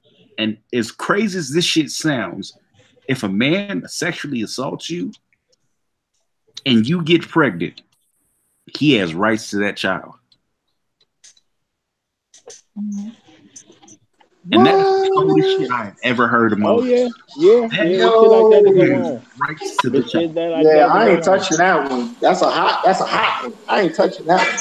So you have to understand that if this woman, and I get, maybe you have a spiritual dynamic or just a level with this, but you've come up pregnant and we know it's not mine. Oh, it's nothing I can do for you. Absolutely nothing I can do for you. Because at the same time, I'm not willing to live with the reminder of a daily that I wasn't there for you, because I feel like if you were sexually assaulted and you were my wife, I feel like I felt as a man simply because I didn't prepare you enough. So I'm going to take that internally. And another aspect to that is if he could be some fucking weirdo who gets out of prison and decides he wants to be in his child's life, I'm gonna kill this man. So rather than me just throwing my whole life away, if you decide you want to have this child with this man, I'm walking away. Period, point blank. There's nothing to be talked about. I felt like you knew what needed to be done. If I was in the position, I would have done what needed to be done. But you didn't feel that way. So I'm walking away, and I'm going to go ahead and activate one of my sleeper cells and start over. Well, my thing is, it's a very tough question, but it's got a lot of I'm gonna need to know information, because like you can't just show up at the crib and be like, yeah, some man raped me. I don't know who it is. I don't know nothing. Like, I ain't trying to hear that one. You know what I'm saying? You come on talking about you got raped, who we pressing charges against? I need to know that too. Mm-hmm. You know what I'm saying? I'm not playing the dummy on that one. That's fair. That makes sense, though. I mean, I would hope that she would want to, like that. I feel like that would be a red flag. Something like that happened to you, and you just gonna let it die, and you trying to keep the baby? Nah, that's Yeah. But my thing is, I get that you may have a belief in not having the abortion. What I'm not going to get is, how did you get raped? How did you get into a situation where this rape could actually take place? You're supposed to be an intelligent woman. Lord knows I'm going to be done coach you on stuff. So how did it happen? I need to know how you ever got into a position where a man had the ability to rape you. But that's why I said I would take it as a personal situation, because I felt like as a husband, I have prepared you for every situation and every outcome to ensure that you are not put in a position that you are going to be sexually assaulted. And even if you are out on some outs, I've gotten you prepared. I've got, like, every girlfriend I get her a keychain with the self-defense tool in it, to where it's a whip. That motherfucker pulls out and you can hit a motherfucker across the face with it. Like, I am on top of the game. So I would internalize that as something I did wrong, and I couldn't live with that. Mm-hmm. Well, my thing is, I do believe in preparing women, and I prepare women based on what I feel they can do. Because I did have a girlfriend once. She panicked about everything. The only thing I could get her trained to do, if something happens, simply call me. Or I can trust her maybe to call her father. She ain't going to call the police. She ain't going to make a smart move or whatever the case is. So it's like, if something go down, you call either him or me. End of the story. But I did prepare her not to even be in a situation where something that bad could even happen. So it's not going to be you come to the crib talking about, I got raped. I don't know who it was, and I'm having this baby. You know what I'm saying? Because now I don't even believe. You know what I'm saying? All I know is you got it on with your boss at work or something. I don't know. But you ain't finna hit me with I don't have no DNA to match this to. Okay. I hear everybody that went, and I agree with some. Another thing is, I guess I will put myself in that scenario. I'll put myself in that scenario. Now, I have a high belief on abortions. I don't believe in doing that, period. But I do believe that you should have some type of compromise, because it's not just your body. Your body does not belong to you. It also belongs to your husband. Same thing for him, vice versa. So you do have to have that conversation and let them know, or letting each other know where it is that y'all stand and what it is that y'all want to do or how y'all feel about the scenario. Now, I heard different situations on how, okay, well, how did you come to be? And I prepared and I did this. You can prepare somebody as much as you want, but at the same time, things do happen. Because let's say she decides to go to the women's bathroom. You got transgender people up in there nowadays. Somebody might have been on drugs. Somebody wants to act a fool. Somebody just obviously wants to try out what a woman might feel like one day and decide to take it out on your wife. You never know what could happen. Let's say she's out walking. She could be right in her own yard. You see a couple of kids, maxed up or whatever, trying to jump her ass. Things happen like that. Gang members. I mean, it could be a list of anything. Things do happen. And like I said, you can prepare somebody for as much as you want. But do you know how many women even go missing? Grown ass men that go missing, getting kidnapped and everything else. I mean, it's tough out there in the world nowadays. So like I said, like you can be prepared for as much as you want. And I give props to those who honestly know what it is that they're doing. And when they want to go into survival mode, I get that. But for somebody, like I said, if you're just not aware, or you could just be minding your business. You could be in your own home. Niggas be getting in your crib. You don't even know that. Please, people that will live up in your house without you even knowing. You can have a spare room, or hell, they could even make something in the basement, make that into a place to live, and you not even know it for years. Like there's so many different things that could take place, and that could, and like I said, the point being is it could happen. And so my next thing is, like I said, so if that does take place and I am sexually assaulted, the best thing I can say is go ahead, do the whole rape kit, everything, get that all said and done out the way. Should I come back pregnant? If I find out I'm just maybe a week, couple weeks, okay, well, you know what? I'm discussing that with my husband because that's still time for me to go ahead and do what I need to do for that child. If I'm not going to keep him or her, then you know what? I can always put up for adoption. I could always try to give to a surrogate family. There's always somebody who is in need of a child or wants a child. There's so many other options other than trying to kill the baby. You know what I'm saying? I'm not for that, like I said, but there's other ways to go about it. I don't have to raise it in my own home. I don't even have to keep the baby. But instead of me just killing him off or her or whoever, there's always different options for y'all to take.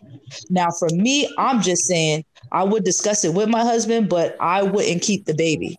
I wouldn't do that because, like y'all was saying, it is a constant reminder of the traumatic of that traumatic issue or situation that took place. I have to live with that man who was sitting here choking me out. I have to live with the fact that he was all on me, sweating on me, beating on me, whatever it was. And I don't want to have to sit here and try to raise up his baby with that. And that is true that he would have to have responsibility for that child because obviously he decided to nut in me and do whatever else he felt necessary. So that's a lot of things that everybody has to really try to take into consideration, especially when it comes to sexual assault. Because like I said, you can be prepared for anything, but at the same time, things do happen. So there's always a possibility for something. Now I will say that, from a biological standpoint, again, there is a time period that you can actually take the morning after pill. So exactly. I would advise anybody in that situation to just take the morning after pill anyway. Even if you don't think you're pregnant, maybe he raped you with a condom on, who cares? You do the morning after pill so you don't even have to face this moral dilemma, because it is in fact a moral dilemma.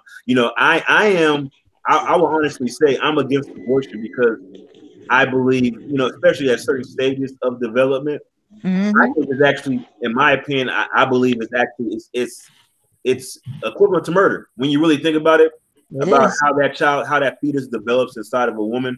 But again, I still think it's also women's rights. So there's two sides to that. So, but I think the best bet is just to try to take the morning after pill. Maybe you missed the pill. And you said it's also women's right, but it's only women's right when y'all are not in that type of relationship. If y'all are dating, if y'all messing around, if y'all are, trying to be on that type of level, committed level, whatever, then that's a different story. But until me and you, if we're husband and wife, it's no longer just my decision. I can't sit here and tell you, okay, well, this is what I'm going to do because of this situation right here. I can't do that because in a relationship, y'all are supposed to come together and make a compromise. It's no longer about you and it's no longer about me. It's about us and what we're going to do in this situation. Because just like you hurt, and so am I. Yeah, and truth be told, someone like myself, I'm gonna need all kinds of explanations. When you talking about, I might have to keep this baby. I'm gonna need you to explain that one all day long. We ain't just letting that ride. Period. Exactly. Who else is on the panel? Shit, I mean, it can't be everybody. I want to hear everybody's subject on it. Exactly. I think everybody went. Okay, everybody went. So at this point, we're gonna end the broadcast. We finna turn into a pumpkin. We had a good run. I plan on having many more. And Melissa, right? Yes, sir. I would love for you to be on more shows. It's great to have a woman's opinion, especially a woman who can speak eloquently and isn't saying some random nigga babble. It's beautiful to have a woman who can come on here and say some shit. So what I'm going to do is, starting with you, I'm gonna give everybody a final word. So I'm gonna give you a final word, then it'll be Joe, and then we'll go from there, and I'll start to announce people after that. Please give your final word and make sure to big up your husband's channel. Do it twice, run it out, and shit. Really, you should get your own channel. But go ahead. The best I can say is just be wary as much as you can of your situation. Don't get with a person that you really don't know too much about, or it's just a type of friends with benefits type of situation, because you'll get yourself in situations that you don't need to be, especially with the whole pregnancy thing. That is something that you don't want to be a part of, or if you're not trying to catch feelings or anything like that, just avoid the whole situation, period. If you are on that type of relationship level, you're trying to be committed and whatever else, then the best thing I could tell you is what I've been saying throughout this whole show is just do what you can, and that's going to be necessary and beneficial for the child, especially if you want to take on that type of responsibility. And to all y'all, I appreciate you guys allowing me to come on, to allow me to at least speak my opinion and my thoughts. And again, if you do listen, or my husband, BMT, we're always going hard. We're always going strong. Black Male Talk is for everybody, but it's just coming from Black men, strong opinions, voices, everything that needs to be heard, going through daily situations, just new topics, and everything, but it's all coming from a Black man's perspective. So please, I allow y'all to join in and subscribe. And again, I just say thank you for it. Lovely, Melissa. Joe, you want to run through and speak your word? And that's us closing out. I ain't got really much to say. She's actually the manager. She actually helps write most of the content. So, that's the whole thing. Like, that was it. Well, so if y'all do, I can talk to her to try to get on the show some more for like female diversity. But she actually is more behind the scenes and writing a lot of our content and finding our content. So she works late. So, but I can try to set up stuff to try to put her on for different panels. Like I said, we want to definitely build up a network where you can get female side and also the male side of BMT. And so that way, we keep pimping our ring, so we can't keep using it. And I'm about to say the obvious thing that no man can deny. Hey, Joe, sound like you married up.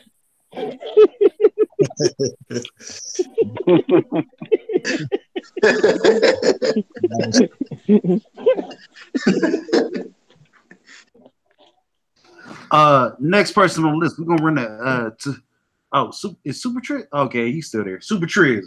Why don't you go ahead and read yours final? Okay, yes. Thank you for having me. Again, I want to say respect to each and every individual on the panel, Anthony BMT, as well as I don't know if it's BFT or BWT, Black Female or Black Woman Talk. It's Black Men Talk, but I was saying Black Women Talk because his wife came. I was just being facetious. Yeah, and that's what I was referring to. I was referring to both of them, both Josiah and his wife. I want to say respect to both of them. Respect to Anthony, respect to the Black men, respect to the Roger Report, respect, of course, to you. You ain't shit for watching. I really appreciate you guys having me on the panel and being patient with me. I know I get long-winded at times, but yeah, again, I do thank you. It is an honor to be here. I think the takeaway from this is that regardless of how quickly and expediently you choose to bury your head in the sand, the moment you come up for air, that problem that you try to avoid is still going to be there. So your best course of action is to address the problem head on. Get on top of it early because it's not going away. Avoiding it is only going to make it worse for you. But beyond that, for those of you watching now on the live stream and those of you catching the rebroadcast, this is Super Triz. You can catch me on YouTube. The channel is Super Triz. Very simple. On Instagram, _Super Triz. For any correspondence, any questions, concerns, or any issues that you want brought up on my channel, please make sure you hit me up on that DM on Instagram _Super Triz. Thank you. I just want to say this nigga's avatar is lit as fuck. like if anybody paying attention to his avatar, his avatar is yo, I thought I was tripping. I thought I was tripping because it wasn't doing that when I first came on here. Right. like your avatar is lit. You got a top avatar in the game. Top avatar in the game. Yeah, nah, for sure. This nigga got the last Airbender avatar. This nigga, yeah. I like it. I thought mine was cool too. I really did think mine was cool. I really did. Well, for those of you guys who want a really nice avatar, you'll have to hit up AM1. This is my preliminary avatar. AM1 is going to be making me a very, very nice banner. And once I get that banner, I'm about to turn up on all y'all niggas. So y'all better step your game up right now. This nigga